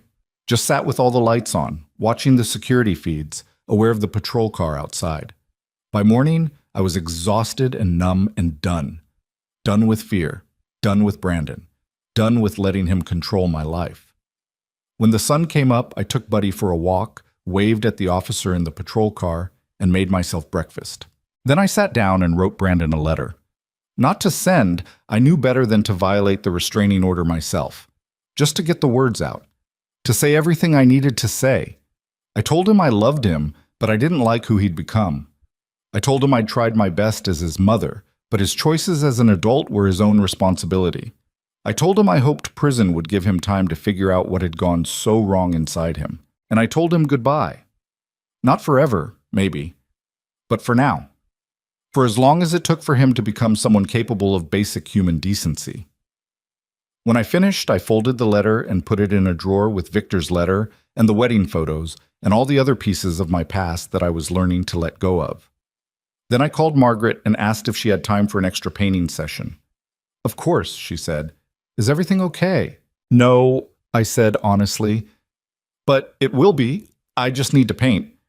Come over, she said. I'll put the kettle on. I spent the afternoon at Margaret's house, painting and drinking tea and talking about everything and nothing. She didn't push me to share more than I wanted to. She just sat beside me and painted her own canvas and let me find my peace in the silence. By the time I left, I felt almost human again. The patrol car followed me home and stayed in the driveway. Officer Chen had been replaced by someone new, but the presence was the same. Solid, reassuring. I was safe. Brandon was in custody. The nightmare was finally, actually over. Or so I thought. The prosecutor called me 3 days later with news I wasn't expecting. Brandon's lawyer is pushing for a psychiatric evaluation, she said. Her name was Amanda Cross, and she sounded tired. They're claiming diminished capacity due to grief and emotional distress over his father's death. You're kidding me, I said. I wish I was. It's a common defense strategy when someone's backed into a corner. They're arguing that Brandon wasn't in his right mind when he attempted the break-in. He was clear-minded enough to bring burglary tools, I said. He planned it. That's premeditation. I agree, Amanda said, and I'm fighting it. But Mrs. Hayes, I need you to be prepared for the possibility that this could drag out for months, maybe longer. I sat down heavily at my kitchen table. How much longer? If the judge orders the evaluation, we're looking at 60 to 90 days minimum. Then there'll be hearings to determine competency. Then, if we're lucky, an actual trial. We could be talking 6 months to a year before this is fully resolved. 6 months to a year of living with this hanging over my head. 6 months to a year of wondering if Brandon would make bail, if he'd come back, if I'd ever truly be safe. What are the chances he gets bail, I asked. Low, Amanda said. He's violated restraining orders multiple times, he attempted breaking and entering while armed with tools, and he's proven he's a flight risk. But I can't guarantee anything. Judges can be unpredictable. After we hung up, I sat staring at my coffee until it went cold again. This was supposed to be over. Brandon was supposed to be in jail, facing consequences, learning that his actions had repercussions. Instead, he'd found another way to drag it out. Another way to keep me trapped in this nightmare. I was still sitting there when Daniel called. I heard about the psychiatric evaluation, he said. Amanda just called me. This is never going to end, is it? I said. He's going to keep finding ways to make my life hell until one of us is dead. Eleanor, I'm serious, Daniel. What's the point of restraining orders and criminal charges if he just keeps coming back? What's the point of any of this? The point is that every time he violates the order, every time he does something illegal, we document it. We build a pattern. And eventually, even the most lenient judge in the world will see him for what he is. And in the meantime, you live your life, Daniel said firmly. You don't let him take one more day from you. You've built something good up there in Millbrook. Don't let Brandon destroy it from a jail cell. He was right. I knew he was right. But knowing something intellectually and feeling it emotionally are two different things. That afternoon, I forced myself to go to the Winter Festival planning meeting at the library. I almost didn't go. Part of me wanted to hide in my house and wait for the next crisis. But Patricia's voice echoed in my head. Don't let him win. The meeting was full of people I'd come to know over the past few months. Louise from the library, Margaret from painting class, Susan from lunch, Tom from the hardware store. Normal people living normal lives, planning a normal small-town event. Eleanor, Louise called when she saw me. Perfect timing. We need someone to coordinate the craft vendors. You interested? I opened my mouth to say no, to make some excuse about being too busy or too new to town or too anything, but then I thought about what Daniel had said. Live your life. Sure, I heard myself say. I can do that. For the next 2 hours, I took notes and made phone calls and argued good-naturedly with Tom about whether handmade ornaments counted as crafts or decorations. It was mundane and ordinary and exactly what I needed. When the meeting ended, Margaret pulled me aside. You doing okay? She asked. You seem distracted. I almost said I was fine. Almost gave her the automatic response I'd been giving people my whole life. Instead, I told her the truth. My son tried to break into my house last week, I said. He's in jail now, but his lawyer is trying to get him off on a technicality. And I'm tired. I'm so tired of dealing with this. Margaret didn't look shocked or pitying. She just nodded, like I'd told her something she already suspected. Family can be the hardest thing we deal with, she said. Harder than strangers, harder than bad luck, harder than anything. Because we're supposed to love them. And when they hurt us, we feel like we're not allowed to be angry. Exactly, I said, feeling something loosen in my chest. Everyone keeps telling me he's my son, like that's supposed to excuse everything. Like I'm supposed to just forgive him and move on. You don't have to forgive him, Margaret said. You don't have to do anything except protect yourself and live your life. The people who love you will understand that. The ones who don't aren't worth worrying about. It was the permission I didn't know I needed. Permission to be angry. Permission to set boundaries. Permission to put myself first for once. A week later, Amanda called with an update. The judge ordered the psychiatric evaluation, she said. Brandon will be transferred to a secure facility for 90 days of observation. 90 days, I repeated. 3 months. I know it's frustrating, Amanda said, but honestly, this might work in our favor. The evaluation will be conducted by state psychiatrists who have no connection to Brandon or his lawyers. If they determine he was completely competent, which I believe they will, it actually strengthens our case. I wanted to believe her, but I'd learned not to count on anything when it came to Brandon. The weeks that followed were strange. I kept waiting for the other shoe to drop, for Brandon to somehow post bail or escape or find another way to terrorize me. But nothing happened. The patrol car stopped coming by after the first week. The security cameras showed nothing but deer and the occasional raccoon. Life was quiet, too quiet. Patricia called one evening in late November. "I'm coming up this weekend," she announced. "No arguments, you need company, and I need to see this famous lake house everyone keeps talking about." "You don't have to—" "I'm already packing," she interrupted. "I'll be there Saturday morning. Make up the guest room." She hung up before I could protest further. Patricia arrived at 10 on Saturday with enough luggage for a month-long stay and a bag of groceries from my favorite bakery in the city. "Oh, this is lovely," she said, walking through the house. Victor had good taste. "He knew what I needed better than I did," I said. We spent the day cooking and talking and pretending everything was normal. Patricia told me about the neighborhood drama, who was feuding with whom, whose daughter was getting married, the controversy over the new stop sign on Maple Street. That night, after dinner, Patricia pulled out a bottle of wine. "I know you don't usually drink," she said, "but I think tonight calls for an exception." We sat on the porch with blankets wrapped around us, drinking wine and watching the stars. "Can I ask you something?" Patricia said after a while. "Sure." "Do you regret it? Any of it? Pressing charges, fighting the will, standing up to Brandon?" I thought about it, really thought about it. "No," I said finally. If I'd given in, he'd have learned that threatening me works, that all he has to do is make my life miserable enough and I'll give him whatever he wants. And then where would it end? He'd come back again and again, always wanting more, always ready to hurt me to get it. "So what you're saying is, this was never really about the money." "It was never about the money," I confirmed. "It was about control. About him thinking he had the right to dictate my life because I'm his mother. About him seeing me as something he owned rather than someone he loved." Patricia was quiet for a moment. Then she said, "You know what Victor gave you? Not the money or the house. He gave you permission to save yourself. That's the real inheritance." Tears pricked my eyes. "I miss him." "I know, honey, but he'd be so proud of you right now. You know that, right?" I nodded, not trusting my voice. The next morning, Patricia made me promise to visit her in the city soon. Not to deal with lawyers or estates or any of that, she said. Just to visit, to be friends, to remember that you have people who love you for who you are, not what you can give them. After she left, the house felt quieter, but not lonely, just peaceful.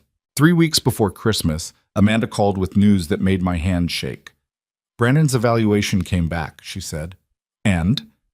Completely competent. No signs of diminished capacity, no evidence of mental illness beyond what the psychiatrist called narcissistic personality traits, and an inability to accept responsibility for his actions. In other words, he knew exactly what he was doing." Relief flooded through me. "So what happens now? Trial is scheduled for February 10th. But Eleanor, there's something else. Brandon's lawyer approached me yesterday about a plea deal." My stomach clenched. "What kind of deal?" "He pleads guilty to attempted burglary and the restraining order violations. In exchange, we drop the stalking charges. He'd be looking at 2 to 4 years in state prison instead of the 5 to 7 he'd get if we went to trial with all charges." "Do you think I should take it?" "That's not my decision," Amanda said. "But I'll tell you this. A plea deal is certain. A trial is always a gamble. And 2 to 4 years is still significant time. It sends a message that there are consequences for his actions." "But he doesn't have to admit everything he did," I said. "He gets to minimize it. Make it sound like less than it was." "That's true," Amanda admitted. "So the question is, what do you need from this? Do you need him to face the maximum consequences, or do you need closure and certainty?" I thought about it for a long time after we hung up. What did I need? I needed Brandon to understand that what he'd done was wrong. I needed him to face real consequences. But I also needed this to be over, needed to stop living in fear of the next legal battle. the next appeal, the next attempt to drag me back into his drama. That night, I called Amanda back. "Take the plea deal," I said. 2 to 4 years is enough. I just want this finished. "You're sure?" "I'm sure." Brandon accepted the plea deal the week before Christmas. He'd be sentenced in January and transferred to state prison immediately after. It was done. Finally, actually done. I should have felt relieved.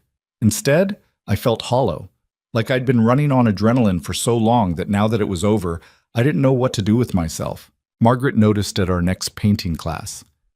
"You seem sad," she said. "I thought you'd be happy the legal stuff is finished." "I am happy," I said. I don't know, I spent so much energy fighting Brandon that now that the fight is over, I feel lost."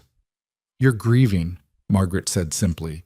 "Not for who Brandon is, but for who you wanted him to be. For the relationship you'll never have. That's legitimate grief, Eleanor. Don't minimize it." She was right. I was grieving. Grieving the son I'd raised and lost somewhere along the way. Grieving the future I'd imagined where we'd grow old together, and he'd take care of me the way I'd taken care of him. Grieving the simple dream of being loved by my own child. "How do you get past it?" I asked. "You don't get past it," Margaret said. "You get through it, one day at a time. And eventually the grief becomes part of you instead of all of you. It doesn't disappear, but it gets smaller, makes room for other things." On Christmas Eve, I hosted dinner at the lake house. Patricia drove up from the city. Margaret and her husband came.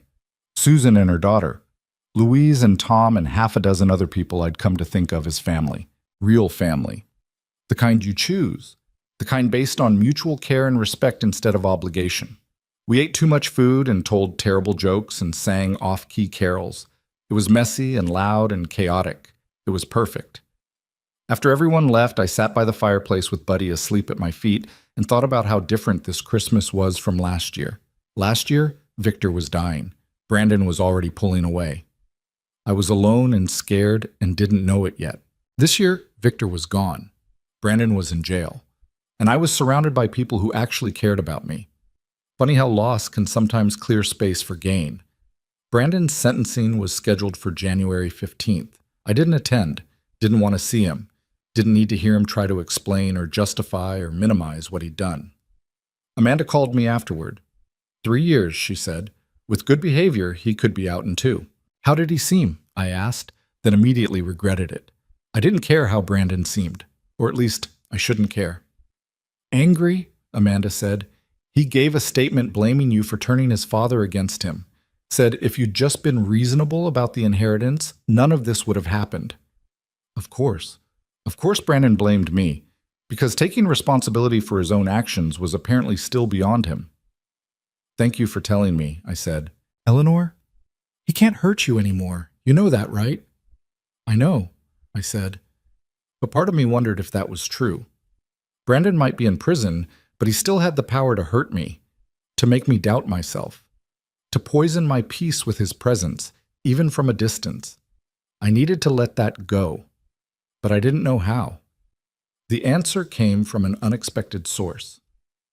In February, I got a letter, not from Brandon, but from Vanessa. I almost threw it away without reading it, but curiosity got the better of me. The letter was 3 pages long, handwritten on expensive stationery.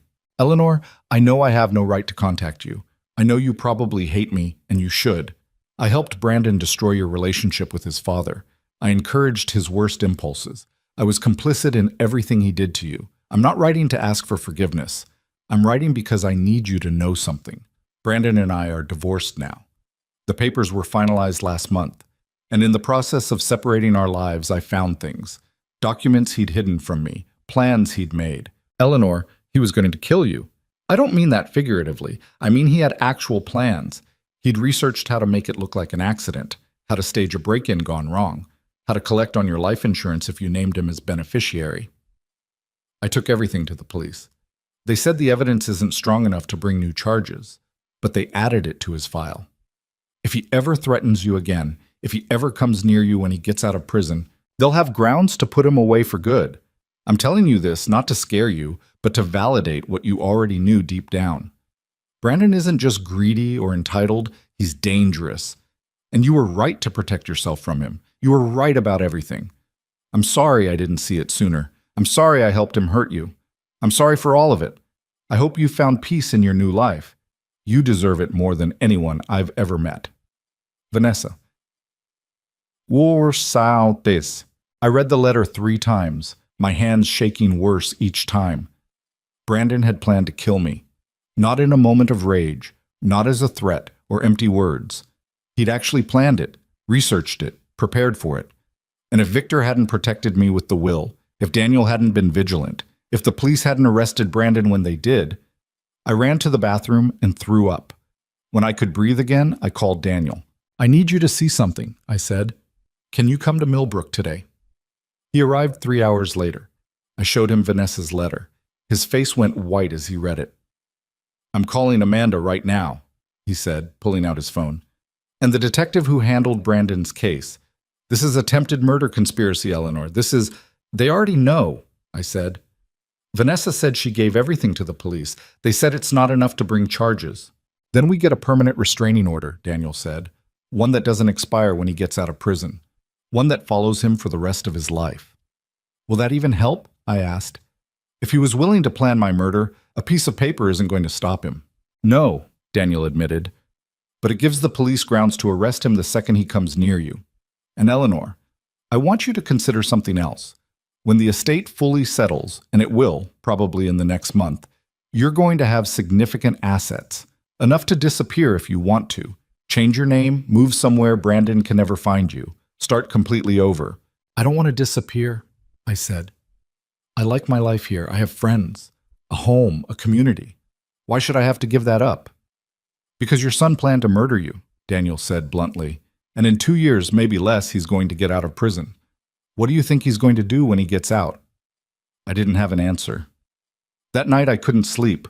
I kept seeing Brandon's face on my porch that night he tried to break in. That cold, empty smile. The calculation in his eyes. He'd looked at me and seen an obstacle to remove. Not his mother. Not a person. An obstacle.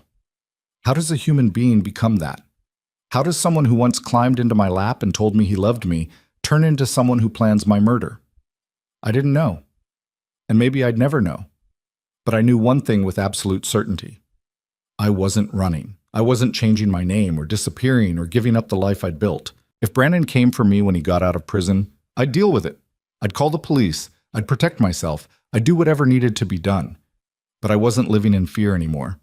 The next morning I called Daniel.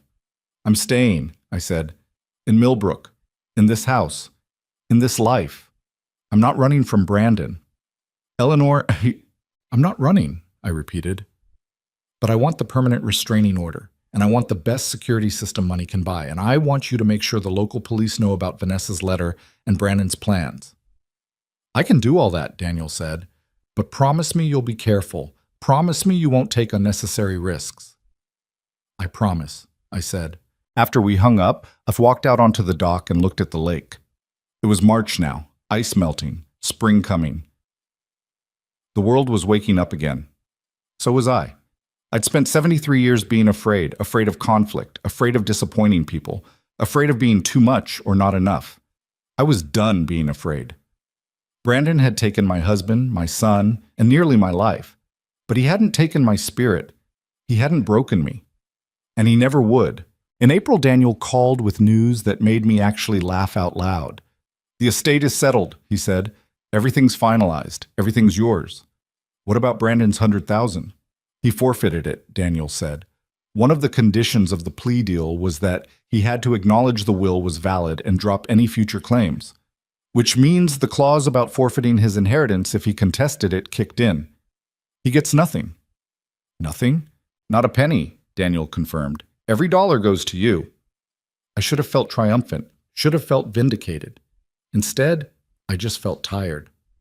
What's the total? I asked. With the sale of the house and all the assets, just over $8 million. $8 million. More money than I could spend in 3 lifetimes. I want to do something with it, I said. Something good. Something that would make Victor proud. Like what? I thought about it. About all the people who'd helped me over the past year. Margaret teaching me to paint. Louise welcoming me to the library. Susan including me in lunches. The whole town of Millbrook embracing a sad old widow and making her feel like she belonged. I want to set up a foundation, I said, for women escaping abusive families, to help them get legal representation, find housing, start over. Everything I had access to because of Victor's money, I want other women to have that too. That's a beautiful idea, Daniel said. And I want to fund art programs for seniors, because I spent 73 years thinking I was too old to start something new, and Margaret proved me wrong. Other people deserve that chance too. Consider it done, Daniel said. I'll start drawing up the paperwork. The Eleanor Hayes Foundation launched in June. We funded 3 women's shelters, provided scholarships for legal aid, and established art programs in 12 senior centers across the state. It felt good. Really, genuinely good. Like I was taking all the pain Brandon had caused and transforming it into something that actually helped people. Victor would have loved it. In July, I got a letter from Brandon, the first communication I'd received from him since his sentencing. I stared at the envelope for a long time before opening it. The letter was short. Mom, I know you probably hate me. I know I deserve that. But I'm writing to tell you that I've been in therapy. Real therapy this time. Court mandated at first, but I've chosen to continue it on my own. The therapist has helped me understand a lot about myself. About how I turned you and Dad into villains in my head so I could justify treating you the way I did. About how I confused love with control. About how damaged I am inside and how much work I have to do to fix it. I'm not asking for forgiveness. I don't deserve it. I'm just asking you to know that I'm trying and that I'm sorry. For everything. Especially for the things Vanessa told you about. The plans I made. That wasn't me, Mom. Or maybe it was me, but it was the worst version of me. The version that therapy is helping me understand and change. I know I can never undo the damage I've caused. I know I've lost you forever, and that's my fault, but I wanted you to know that I'm trying to become someone better. Someone Dad wouldn't be ashamed of. Someone you wouldn't be afraid of. I hope you've found peace. You deserve it. Brandon. I read the letter twice, then put it in a drawer with all the other pieces of my past that I was learning to let go of. I didn't respond, didn't write back, didn't send word through Daniel. Because here's what I'd learned. Brandon's journey was his own. Whether he actually changed or just learned to fake it better, that was between him and whatever remained of his conscience. My job wasn't to fix him or save him or validate his efforts at redemption. My job was to protect myself, to live my life, to build something beautiful from the ashes of what he'd destroyed. And that's exactly what I was doing. In September, Margaret convinced me to enter one of my paintings in a regional art show. It's too amateur, I protested. It's honest, she countered, and honest art is the best art. I entered a painting I'd done in spring, a landscape of the lake at dawn, all soft colors and quiet hope. It wasn't technically perfect, but it was real. It won 3rd place. I stood at the award ceremony with Margaret beside me, looking at my painting hanging on the gallery wall, and felt something I hadn't felt in years. Pride. Not in what I'd accomplished for others, not in how well I'd performed my role as wife or mother. Pride in something I'd created just for me. That night, I called Patricia and told her about the award. Victor would be over the moon, she said. I wish he could see it, I said. He can, Patricia said. Wherever he is, whatever happens after, he knows. I'm sure of it. I wanted to believe her. In November, almost exactly a year after Brandon's arrest, I did something I'd been putting off. I drove back to the city, back to the cemetery where Victor was buried. I hadn't been there since the funeral, hadn't been able to face it, but I needed to now. I needed to tell him everything that had happened, everything I'd survived, everything I'd become. His grave was simple, just his name and dates and a line from his favorite poem, "The best is yet to be." I sat on the cold ground beside it and talked to him like he was still there. I told him about the lake house and Buddy and Margaret's painting class. I told him about the foundation and the art award and the community I'd built in Millbrook. I told him about Brandon, the trial, the plea deal, the letter from Vanessa, all of it. And I told him something I'd never said out loud before. I forgive you, I said, for not warning me about what was coming, for letting me suffer through the funeral, for making me feel abandoned right when I needed you most. I understand now why you did it. You were protecting me the only way you knew how. And it worked. You saved me, Victor. Not from Brandon, from myself. From a lifetime of putting everyone else first. You gave me permission to choose myself. And that's the greatest gift anyone's ever given me. I stayed there until the sun started to set. Then I kissed his headstone and drove back to Millbrook. Back home. The first snow fell in December. I woke up to find the world transformed, everything white and clean and new. I made coffee and sat on the porch wrapped in blankets, watching the snow fall over the lake, and thought about how different my life was now from a year ago. A year ago, I was fighting for my safety and my sanity, fighting Brandon in court, fighting fear in my own mind, fighting the voice that told me I didn't deserve to protect myself. Now Brandon was in prison. The legal battles were over. The estate was settled. The foundation was helping people. And I was happy. Not every day, not perfectly, but genuinely, honestly happy. My phone rang. Daniel.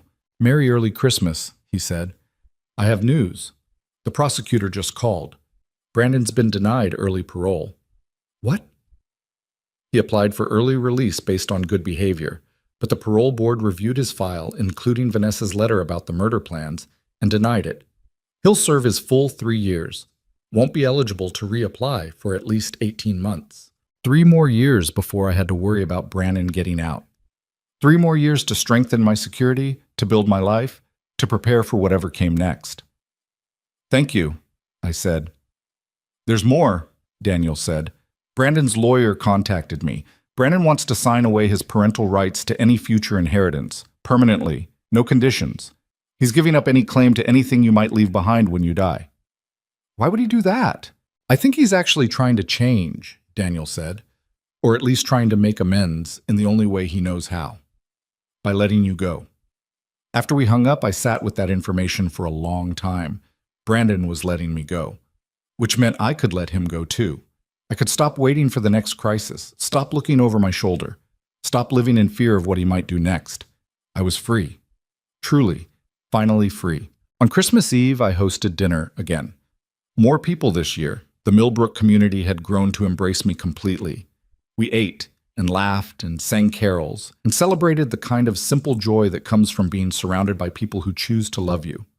After everyone left, I sat by the fireplace with Buddy and opened the last letter Victor had left for me, the one Daniel had been holding until the estate was fully settled. My hand shook as I unfolded the paper. "Ellie, if you're reading this, it means everything worked out the way I hoped it would. Brandon showed his true colors. You protected yourself. You built a new life. I'm so proud of you. I know the last year was hard. I know you probably hated me sometimes for putting you through it.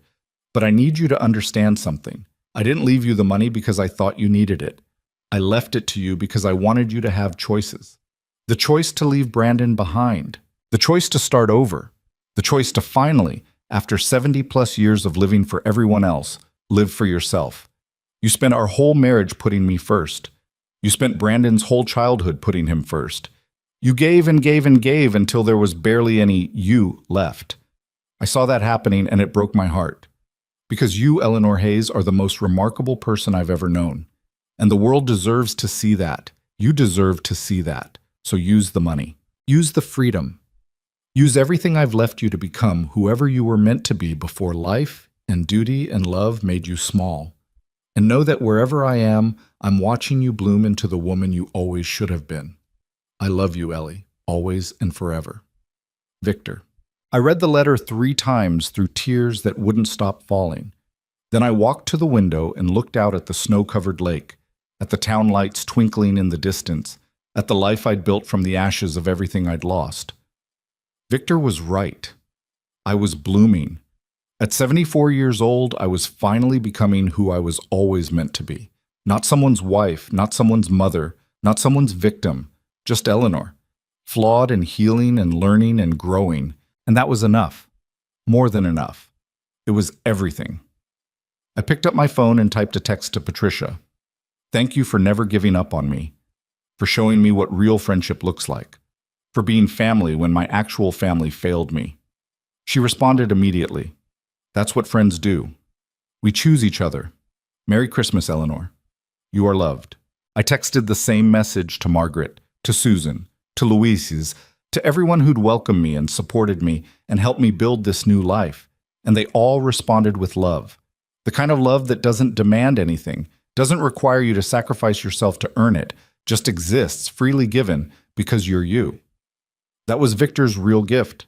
Not the money or the house or the foundation. The gift was teaching me that I deserved that kind of love, and that I was allowed to walk away from anyone who couldn't give it to me, even if that person was my own son.